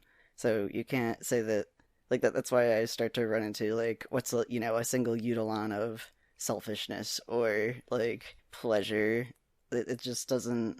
You can't like go into the brain and be like, okay, you can't pull a number out of it. Yeah, it's not something that you could track. You could track like money, so like Isn't there some level though? Like $100,000 might not be worth 1,000 lives, but what if it would save 20 million lives? I'm not trying to shit on utilitarianism or consequentialism. I think that they are like pretty advanced moral philosophies as compared to like deism or whatever. But that there also is this point where you get repugnant conclusions if you bring in fake units and then try to pretend that they are real and map onto reality. You can think about etalons as a thought experiment, but it doesn't map onto reality. Yeah, it's more for me like it's useful for thinking about things where like, okay, like I have these resources that I've decided I'm going to give to charity.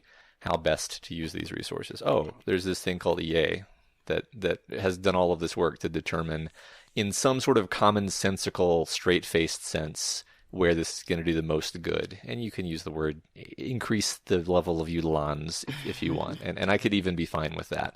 But the idea that like you need to be changing the way your whole life operates to maximize this number, I'm just like, well no.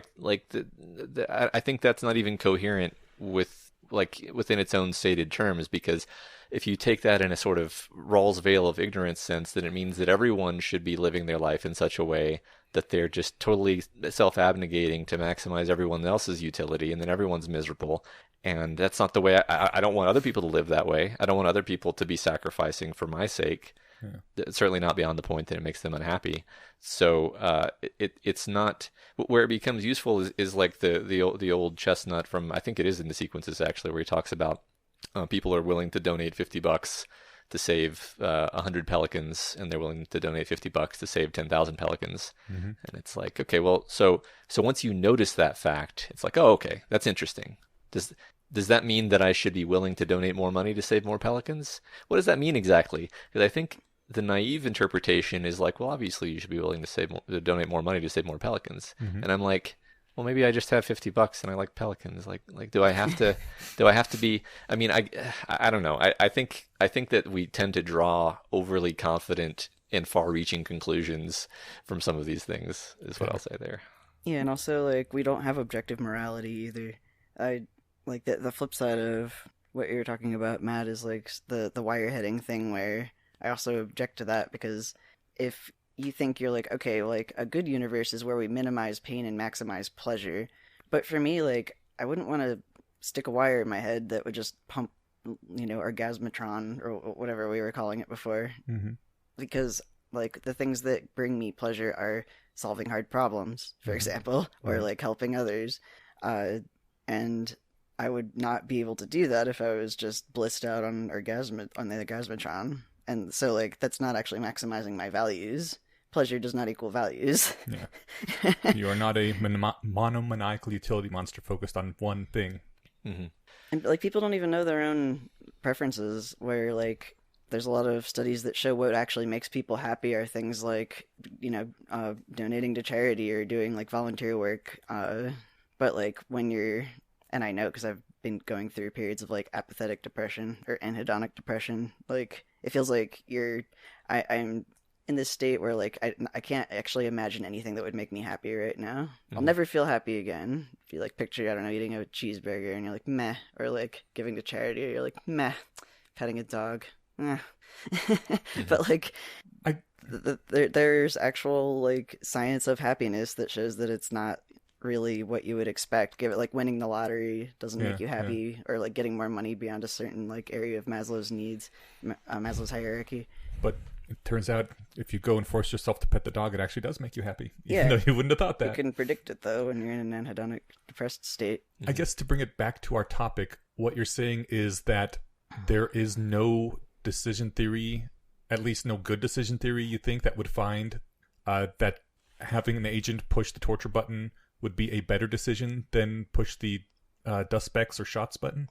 I mean, if you just used like decision theory with the implication that all, okay, well, let me be very precise about how I say this, because when you give an agent a decision theory, it is by definition going to be a first-person subjective decision theory, because it's just some code sitting on a computer, and all the agent has is its own inputs and outputs to learn from. And then you further say, okay, we're going to impose on your utility function that you value all sentient beings equally, and here's this equation where you calculate how many negative eudolons are created by this amount of this amount of observed neurological pain correlates, and here's how many eudolons are created by this many observed correlates of neurological pleasure correlates, which they don't actually know because they can't ever know how much actual pain and actual pleasure, how much suffering, etc. And then you say, okay, your job is to maximize the pleasure correlates in a global sense and minimize the suffering correlates in a global sense.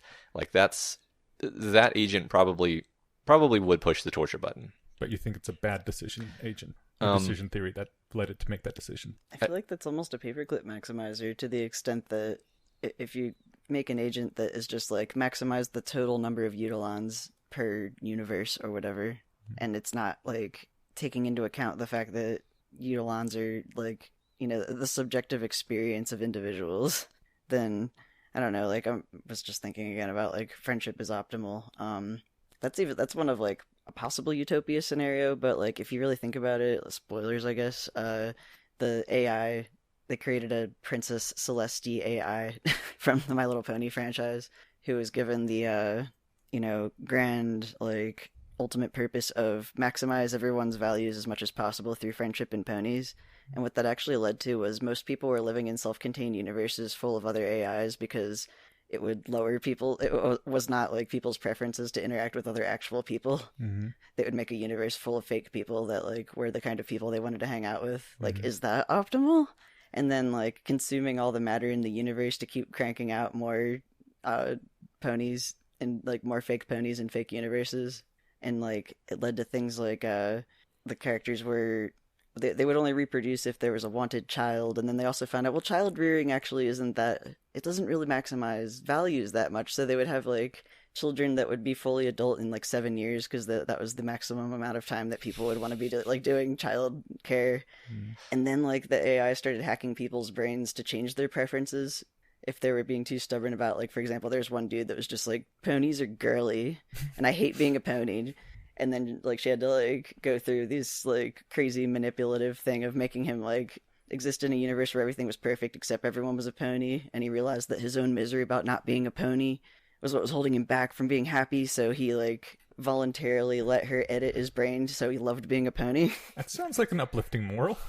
I don't know, like that's where I start to just be like, I like don't know if this is good. The uplifting moral is the beatings will stop when morale improves. They started. I mean, it is billed as a horror story. It's sort of a horror story. It's weird because it's like I could almost see this being a utopia, except when you actually like think about the implications of, for example, like I realize that if I can hack everyone's brain to increase Dunbar's number, everyone could have more friends, and then they could have more happiness through friendship and ponies. That actually sounds great. Paperclip the I'd universe love with to have more ponies. friends. I know, like, again, I also still, I'm not sure whether this is a utopia or a horror story. Well, that's, I think yeah, well, that's why it's a fantastic moral story to talk about. But like, I think the part about it that's horrifying to me is that you don't have the option of being like, no thanks. Yeah. Right. Like it's this, that's the dangerous thing about, you know, if you give Omega all of this power, and you give it this utility function of maximizing pleasure, it's like, well, you've now abdicated any control over what that looks like, actually. And if Omega decides that looks like something that you currently find abhorrent, he's just going to cram you right into that shape and make you decide that you like it. And I mean, And then you're not you anymore. Isn't that the ultimate fear of general AI? That once it's created, it has ultimate power. So let's make sure it doesn't do the whole cramming thing that we're worried about. I would say yes, and that's, you know, I would say one way of framing what the whole friendly AI alignment discussion is to say like, hey, we probably need to enable the AI to have some very solid conception of what humans actually care about, or in less wrong speak, model the human utility function, which I don't think that exists, but Make it legible. Make it something. Improve legibility. Yeah, just generally make it so that we avoid futures that we would just find repellent from where we're sitting right now. Yeah. And I feel like just kind of naively cramming the utilitarianism. The universe with ponies that you could be friends with. Yeah. So is the idea that trying to apply this decision theory that we're thinking about AIs with to humans is a bad idea, and people have been doing that too much? Or is the contention with how decision theory is presented, period? I think my problem, my pet peeve is the constant conflation between utilitarianism, which is the idea that you should navigate your own personal ethics by other people's level of utility, versus just having a first-person subjective decision theory where your utility values are your utility values because they are a measure of your personal preferences, and you're allowed to have selfish personal preferences, and there's nothing unethical about having selfish personal preferences intrinsically. So, you know, I mean, again, like in some sense, it's probably irrational to be willing to spend $50 to save 100 pelicans, and then also $50 to save 10,000. Like that's. You wouldn't do that if you had more information or whatever, or infinite money, or whatever. But like in the day to day, I don't think the implication of that is like, therefore you need to give away all your money right now. I don't think I'm straw manning, because so many people get really, I mean, harmed, frankly, by the idea that they should live that way. Right. Yeah, I was just rereading, or maybe it came up in a recent Astral Codex, but like a couple of Scott's essays talk about this, where he's talking about like the book Atlas Shrugged, and like realizing that, man, what I think it was a new article that referenced two of his older ones that actually talk about these topics. While you do that, I did have something that one of the things that I considered with like those scope neglect questionnaires, again, like the pelicans or whatever, the oil covered, I remember it was something like that, right? How much money would you give to, you know, this oil-covered bird relief thing? And if you're calling a bunch of houses in similar socioeconomic statuses, they're going to have something like the same ballpark amount of money that they can comfortably give to charity, right? It strikes me as bizarre that the expectation would be that, oh, well, it should scale linearly. I mean, it should scale some, maybe, right? You know, maybe I do have 500 theoretical dollars I could give, but I'm only going to give 50 to pelicans. I think and I don't think anyone was ever silly enough to say it should go up as a multiplier of the number of birds, because I don't have $50,000 to throw at bird problems, right?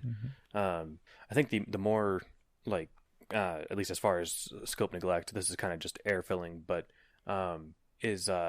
you get people from similar, you know, financial backgrounds, and then say, you know, give them a compelling story about one kid who needs money, and then that one kid and her brother, and then that one kid, her brother, and their family. And like, people give less money in the last case than they do in the second case, and more money in the first case than in the second case. So those ones, you know, are weird. But again, if it should never go down anyway, right? Maybe it should stay the same depending on how much money you have, but the number shouldn't go down depending on how big the problem is. So, I mean, I'm actually kind of willing to tackle that. Not that I have like super strong feelings about it, but this is one thing that I was thinking about a lot as we were doing the decision theory course, because the part that we haven't talked about at all really is the fact that decision tree is basically marrying your utility evaluations over outcomes with your predictions over possible likelihoods of different outcomes, and the decision that you take is going to be based on a combination of your preferences and your probabilistic prediction of what's probably going to happen. And interestingly, the more intelligent you are, the more like refined your probability estimates are going to be, which is one thing to implications to what you were saying about intelligence, and how that would change things. Just intelligence and practice too. Like you can get better calibrated by just making more predictions and then seeing how good they were. Yeah, calibration is super critical, and we spent a whole week on this in the course actually. But to speak about the idea of like, if you're going to give money to like one kid versus like a family, maybe you have some priors that say, oh, if I give this money to a family, then they're not going to use it as intelligently. They're going to waste it and they're going to squander it. Versus if I just give it to this one kid who I can clearly see their problems and I can see how that money could be spent productively in a very simple, straightforward way, then I have very high confidence that would lead to a high impact like resolution of a specific problem.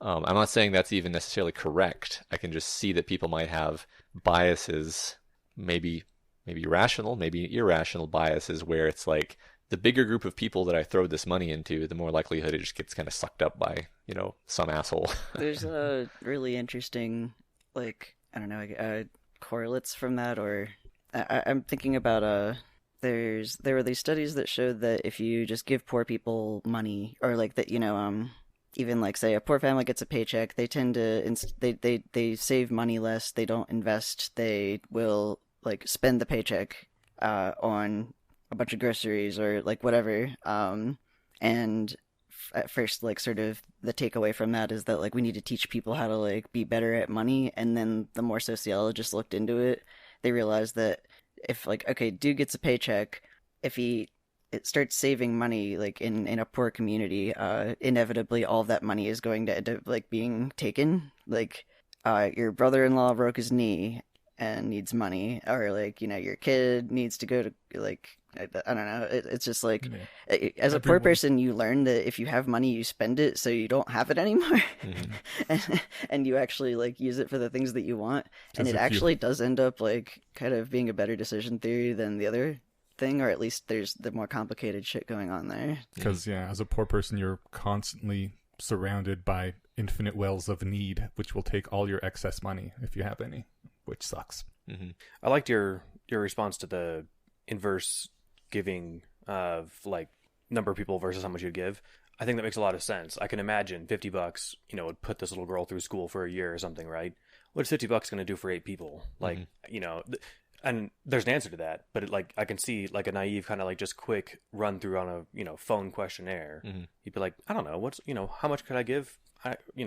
I'm trying to just verbalize like kind of the quick random heuristic that one might use, but I think I see what you're saying and it makes a lot of sense. Yeah, they also find that charities that like I'm trying to remember, I can't remember the name of this charity, but there's one that lets you pick like here, like you'll do like this pack or this pack, and it's like if you spend $20, you can buy this family a cow, and then they show by having a cow that means they can have dairy. They can sell the dairy and make some money for the family. They can make cheese, and like if you do like $40, you can buy a new pair of shoes for all the children in this family. And like people are like much more inclined to give if they see that like and can understand the concrete thing, like the good that will be causing to these specific people. Whereas like it probably is still helpful if you spread that $50 across the village, but it doesn't feel as impactful to you or maybe them. Yeah, totally. I wasn't advocating that one ought to give less to more people, to be perfectly clear. I was just saying I can now better understand why people might give an intuitive answer that leans that way. So you said pulling back to the Discord that just the first step is identifying your relative preferences and then applying decision theory to those to make a decision. Is that I guess that's what you're trying to what you're trying to say decision theory is. It's a way to combine facts with what your preferences are to help you decide what to do. Yeah. That's what I would call at least the practical form of it. I mean, there's definitely, way more like academic ways of phrasing things. But I think my favorite example that came out of the course was somebody's kind of test problem that they brought in because they didn't have like a serious life problem. They were just like, should I get a haircut? Mm-hmm. Which I thought was delightful because it's like, wow, that's such a neutral kind of light thing to think about, but it still has all of the features. I think it's nice to start on low stakes things for people just getting into it too. It's true. Because then you get more practice with, being better calibrated about what your preferences are and what your probability of getting X, Y, or Z is. Yeah. Without having to like have the anxiety of, do I change jobs? Do I break up with my significant other? Yeah, if I'm learning to drive, I want to do it at 5 miles an hour in a parking lot, right? Not on the freeway. So. Yeah, and even that one, it's kind of interesting because you have to use your own judgment. Like, there's no magic bullet. You have to use your judgment about like, okay, what are the bounds of this thing that I'm considering? Because you can say, okay, what are the possible outcomes? Okay, possible outcome number 1, I get a haircut and it looks great. Okay, number 2, I get a haircut and it looks terrible, and I really regret it. Okay, number 3, I don't get a haircut, it continues to grow out, and I'm actually happy with long hair. Or save some money or something. Yeah, and then outcome 4, it grows out and I hate it. And then each of these is associated with, okay, did I pay for a haircut or did I not pay for a haircut? So then there's 2 tiers, there's 2 distinctions, one of which is the money, and then the other is, do I like the result, basically. There's also the lost opportunity of once you have cut your hair, there's less you can do with it because there's less hair there. Like, it takes time to grow it back out again to try something different. Yeah, optionality is also an important factor. Yeah. Whether or not you make permanent decisions or you make ones that keep options open. And that's the thing is you have to kind of sit with it and, especially if it's an important decision, really consider stuff like, okay, well, long hair, but I have the option to cut it at any time, or I could just shave it. Versus getting a haircut and being unhappy with it, and then I'm stuck with it. Or again, you could just shave it. So that's the thing. You really have to, depending on how important it is and how much kind of subtlety there is to it, you need to think through all these implications. Someone in the Discord also pointed out, like, hey, like, it's not like you have total freedom in your choices, because what if you get such a bad haircut that your boss is like, you can't come into work with that hair, which it's like, okay, well, that's then I would say, well, that's probably a very low likelihood outcome. Shouldn't have shaved that swastika into your hair. Shouldn't have shaved that swastika in your hair. So maybe you want to put some thought into not going to the swastika barber. But like, so you have to use your common sense and your sort of like calibrated world model on just like, what do you think's probably going to happen, and what are the odds of actual catastrophe leading from this haircut, and so on. And that risk tolerance too. Like, someone who's more risk averse and knows that would probably want to keep the have the more optionality or the safer choice. Whereas if you're more risk tolerant, you maximize the chances of getting something even better, but also there's the risk. Like, how much can you tolerate the distress of there being risk involved? Yeah. Well, that just goes into how you weight the branches on the tree, right? Yeah. Yeah. Exactly. That's the thing. That's yes. Thank you for pointing that out, because it's like I sort of posed it as if it were like, and then you're just stuck. It's like, no, you're not stuck. You literally think to yourself like, how much do I weight the negative value of getting a really bad haircut? And it's like, okay, what if you're an investment banker? And like, you could literally could lose millions of dollars if somebody like shakes your hand and they don't like your haircut. It's like, okay, probably need to spend more money on a haircut to make sure I get a very reliable haircut product. Apparently, if you're a politician, it's really important that you have just the right haircut. Mm-hmm. Really? Do you remember when Hillary Clinton was running and all anyone would talk about was her hair? No. And I was just like thinking, like, there's really no way to win. Like, it's either too conservative or not like edgy enough, or it's not age appropriate, or it doesn't look professional enough, or it doesn't look real enough. Like, apparently I don't have those people in my circles, because this is the first I'm hearing about it. There was a whole haircut gate. I think their appearance of politicians is actually like, you probably heard Trump get like destroyed over his suits not fitting, right? Also, no. No. Well, like, I don't know. I mean, probably you're better off for not having seen this shit, but the thing is that actually this is shit that matters to a lot of people, and it does affect like how likely you are to be elected. I mean, maybe it should. Maybe if someone can't get suits that fit him, it's a sign of something. Maybe. No. I don't know.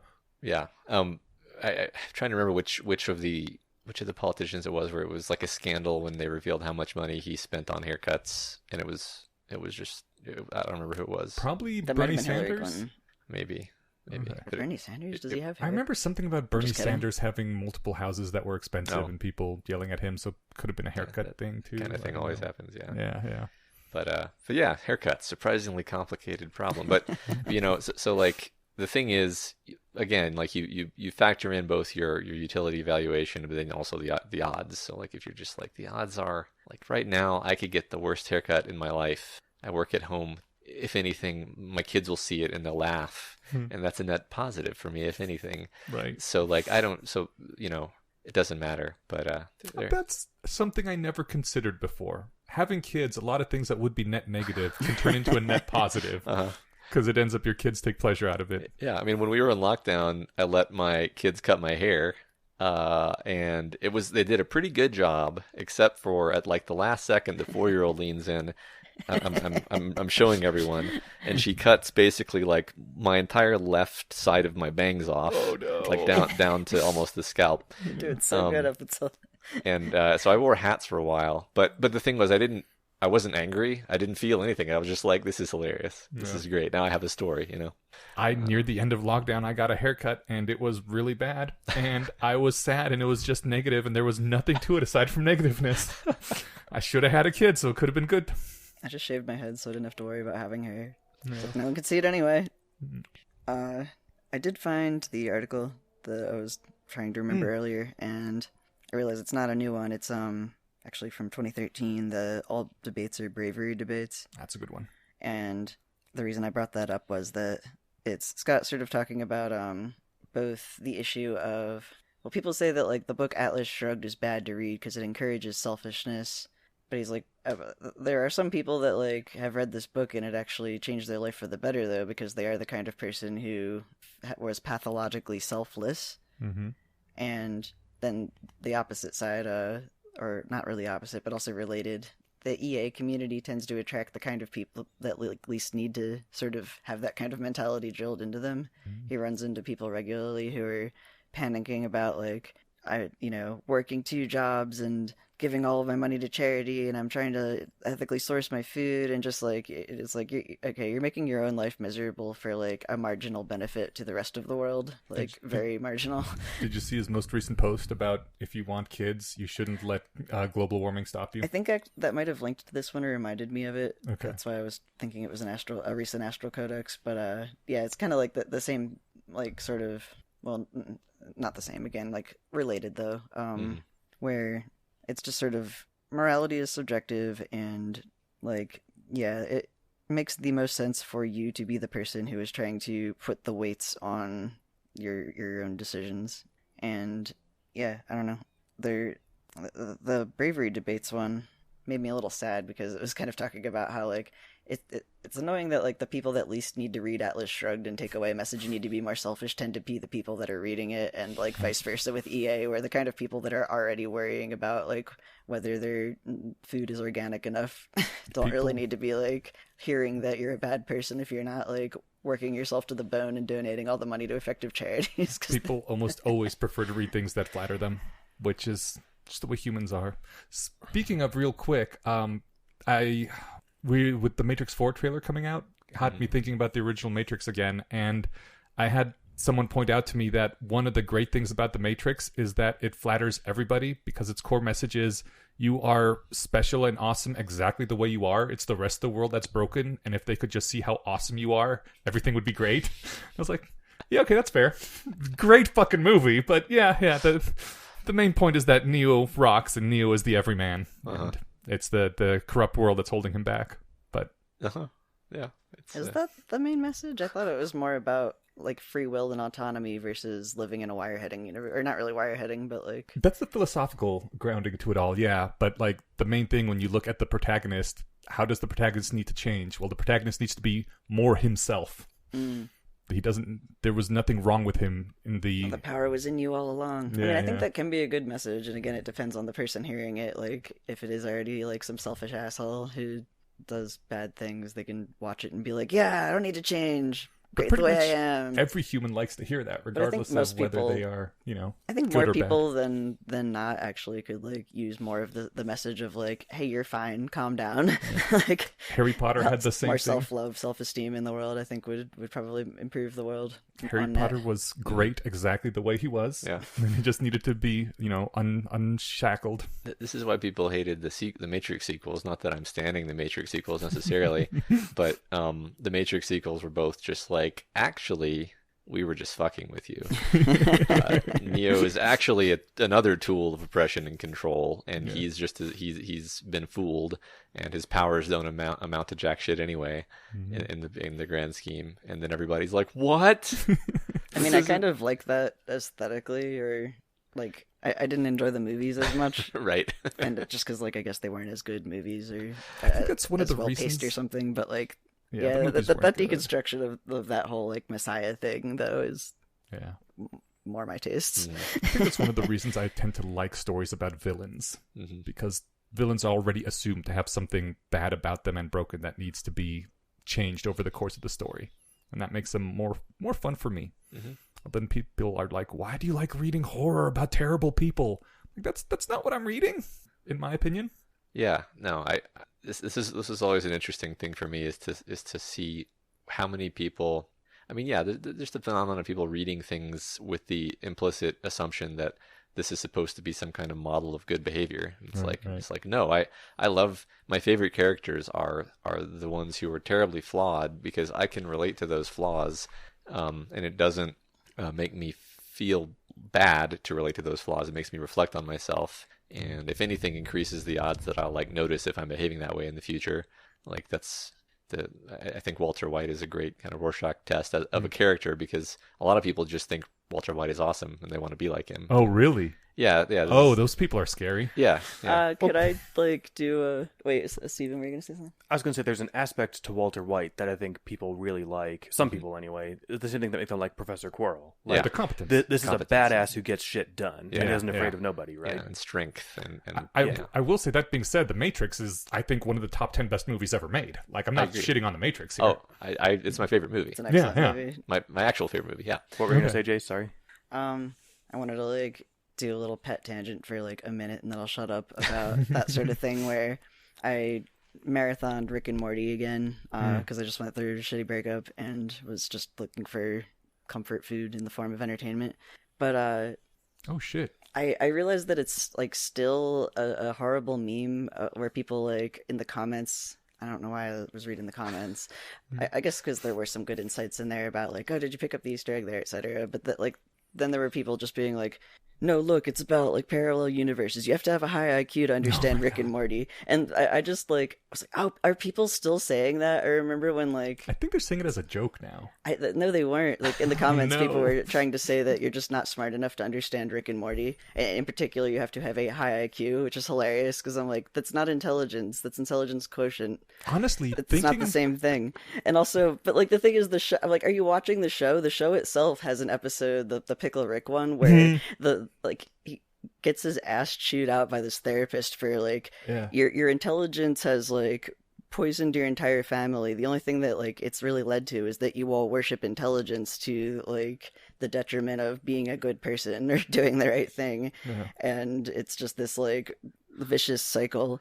And then there was another episode where Like, it was like some dumb premise where like demons were hanging out with Rick and Jerry because they were feeding off of Jerry's cringiness. Yeah. But at the end, the reveal was like, oh, you thought that, you know, we were here enjoying Jerry's cringiness, but actually you guys are the whole package because cringe can't exist in a vacuum. See, you think that you're cool and Jerry's lame, but the lamest thing of all is thinking that. And I was just like, are you watching the same show here? Because the writers themselves are like making the point that intelligence doesn't make you a good person and it's just a tool that you can use. But see, you have a very high IQ, so only you can pick up on that. I guess. I think Literally. Rick and Morty is I think Rick and Morty is really awesomely viewed as a a contemplation of like a toxic relationship and breaking up with that relationship, where Rick is the horrible toxic person and everyone else has been drawn into this relationship with him. And like when evil Morty left, that was his big thing. He was getting out of that relationship with Rick at last. They've shown parallel or alternate universes where Rick didn't exist or where he was different, where the family was perfectly sane and healthy. So like it seems like the common denominator there. There's no incest baby in space. Right. The Professor Quirrell connection is also obviously there because like Professor Quirrell's awesome. Mm-hmm. He's a murderer. He's like maybe literally worse than Hitler, but He's really, at least a really like cool to unfeeling watch. psychopath. Yeah, right. He's and that's the how many people read that story without ever really coming to terms with that contradiction or that uncomfortable. I mean, probably me, honestly. I was just like, yeah, he's a fun character. I kept depends thinking on it what was you going to mean be by- revealed that he was actually like the good guy, and Dumbledore was evil. Like I was actually kind of rooting for that, Yeah, and I me was too. disappointed when it turned out like no, he's actually Voldemort. Like, It have you depends- seen all of the signs that he's Voldemort? Like, It depends on what you mean Like, by coming to terms, because like I accept it.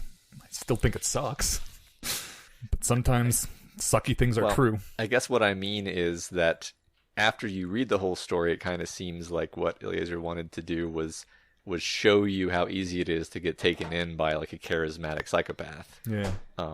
And fully reckoning with that would be to like sit, quietly by yourself and be like, okay, what can I do to avoid getting taken in the way that this character in this fictional story took me in and took Harry in, and I don't know who does that. That honestly might be a basis for an episode that we should do, because I it's think the not answer that was be terribly Hermione. hard. Yeah, right. Yeah, Remember, it's like- not all that hard, but it's a thing that a lot of people just don't do and don't seem to even know how in theory to do. There was the whole part of the story where Step number Quirrell one was- is don't move to the Bay Area. Aw. I know some very nice people in the Bay Area. I know. But like, I was making a joke. one of my favorite parts of of Methods of Rationality is when like he tried to corrupt Hermione and he just kept like coming to her in different shapes and forms. Like, I am the Magic Wish Fairy. She's like, nah. Well, I will give you whatever you want. No, thanks. You seem kind of evil. Yeah. But like, but I'm gonna give you what you want. Why do you care about that? Because I don't like evil. Quirrell was way, I had unable to Eat her with a troll. yeah. Quirrell, due to his earlier life choices, was unable to make that trade with Hermione. He had two boxed in that situation. Yeah, okay. It was a stretch. I don't know if we have anything else on decision theory you wanted to touch on, but I did want to ask real quick, Matt, if you were like in the standard Newcomb problem, would you one box or two box? Or would you say this is a stupid game and I refuse to play it, which is totally fine? I mean, I think just within the description of the game, I would assume that if I'm seeing the two boxes with Cash, it's because he already knew that I was going to take the one box, and so I'm just going to take the one box. And if that weren't the case, then I wouldn't be seeing the two boxes. So I would one box. But that's this never happens in real life. Yeah, That was my big issue with it too, is that, tell me when this will happen. And there were nice attempts to like, I think, give some examples of problems like that, but there's nothing like with the future predictor thing. Right. Parvit's Hitchhiker. It's reputational effects. It's whether you give off an aura of evilness, that kind of thing. Yeah. Yeah, it's we do a lot of these things intuitively and unconsciously, I would say, and it's just a very strained way of trying to say, hey, have you ever thought about the fact that we're actually playing iterated games rather than one-off games in most things most of the time? Yeah. Because we are. Reputation matters. yeah. And even if we're not, like way earlier, we brought up the example of you don't dine and dash, like because you don't want to ruin your reputation, get blacklisted from restaurants, etc. But like, you still don't do it if you're just like on a road trip and you, Because you Go have to the some correct diner. morality installed in you yeah, like that generalizes to be good over all situations, even if, it tells you not to dine and dash when you could get away with it. yeah, like sort of just internalizing that if I did this, then everyone would do this. It would make the world a shittier place. Like, let's just, Well, I mean, for me, it's Cooperate. it's probably a lot of like knowing like Jean-Luc Picard would fold his arms and glare at me if I did that, and like that's more how I actually navigate morality.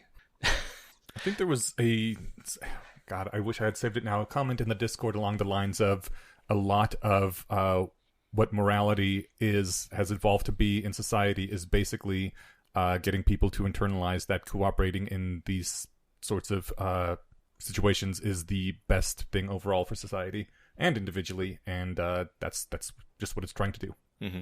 Compensate for people not having that instinctively inside them. I don't disagree. I mean, it's kind of what society is about, or what culture, I guess. So, Matt, this is a course that you have taught. When are you going to be teaching it again? How can people take this course?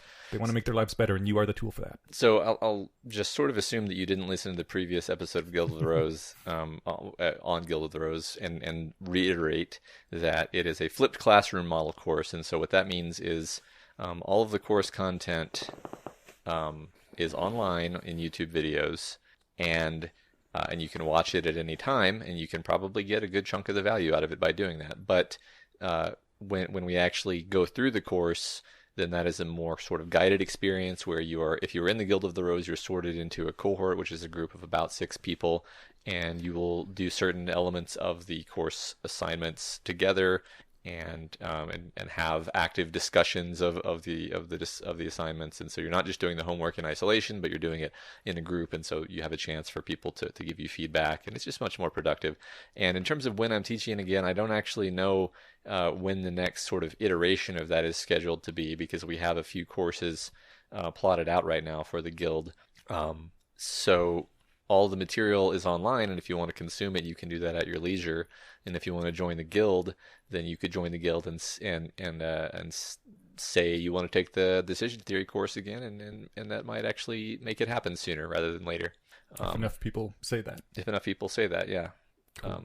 And it's sort of actually designed to be something that a person can go through more than once and get value out of, because, at least in my opinion, like you can never be too good at decision theory. Like, you can never be too good at making a decision tree. It's the kind of thing where, like, I thought I had it down before I sat down to make all of the course content, and then I realized as I was going through it, like, I kept having to consult the textbook, because I was like, wait a second, never really thought about this, never really done it this way, And then people would in the course, people would do things, and they'd ask if, like, oh, is this allowed? Can I do this? And I'd be like, I don't know. So that's another way in which it was actually a useful experience, because I had to figure that out. So. Learning by teaching is awesome. Yeah, I'm sure everyone has discovered this at some point, but you don't really know something until you've tried to teach it, because that's where it really exposes all the parts where you didn't quite have the solid grasping you thought you had. Yeah, a problem you'd never thought of. Yep. Alrighty, well, that brings us to the end of our episode. Was quite a sprawling discussion, but I fucking enjoyed it. We're going to thank a patron? We are going to thank a patron. First, we're going to thank Matt for coming on again. This was awesome. Anytime. Thanks, Matt. It's my favorite. This week, we are going to thank a patron who had the correct decision theory when they decided to become our patron. Because this helps make the entire community better, and I hope that everybody implements this patron's decision theory as well. Matt, since you're the decision theory expert, please tell us who this patron is. Sean Healy. Yay! Great job on your decision. Yes. A+. All the eudolons in the right places there. Thank you very much. It helps to enforce our decision theory to keep doing the podcast, because we get more positive eudolons.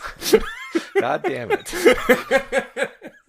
I was just going to say that I felt like I understood decision theory better, and then you've gone ahead and just scrubbed all of it. But not you, Sean. Eneosh. Yes. Sean is completely blameless. But yeah, thank you for that. Had a great time, and we'll see y'all in 2 weeks. Bye, everybody.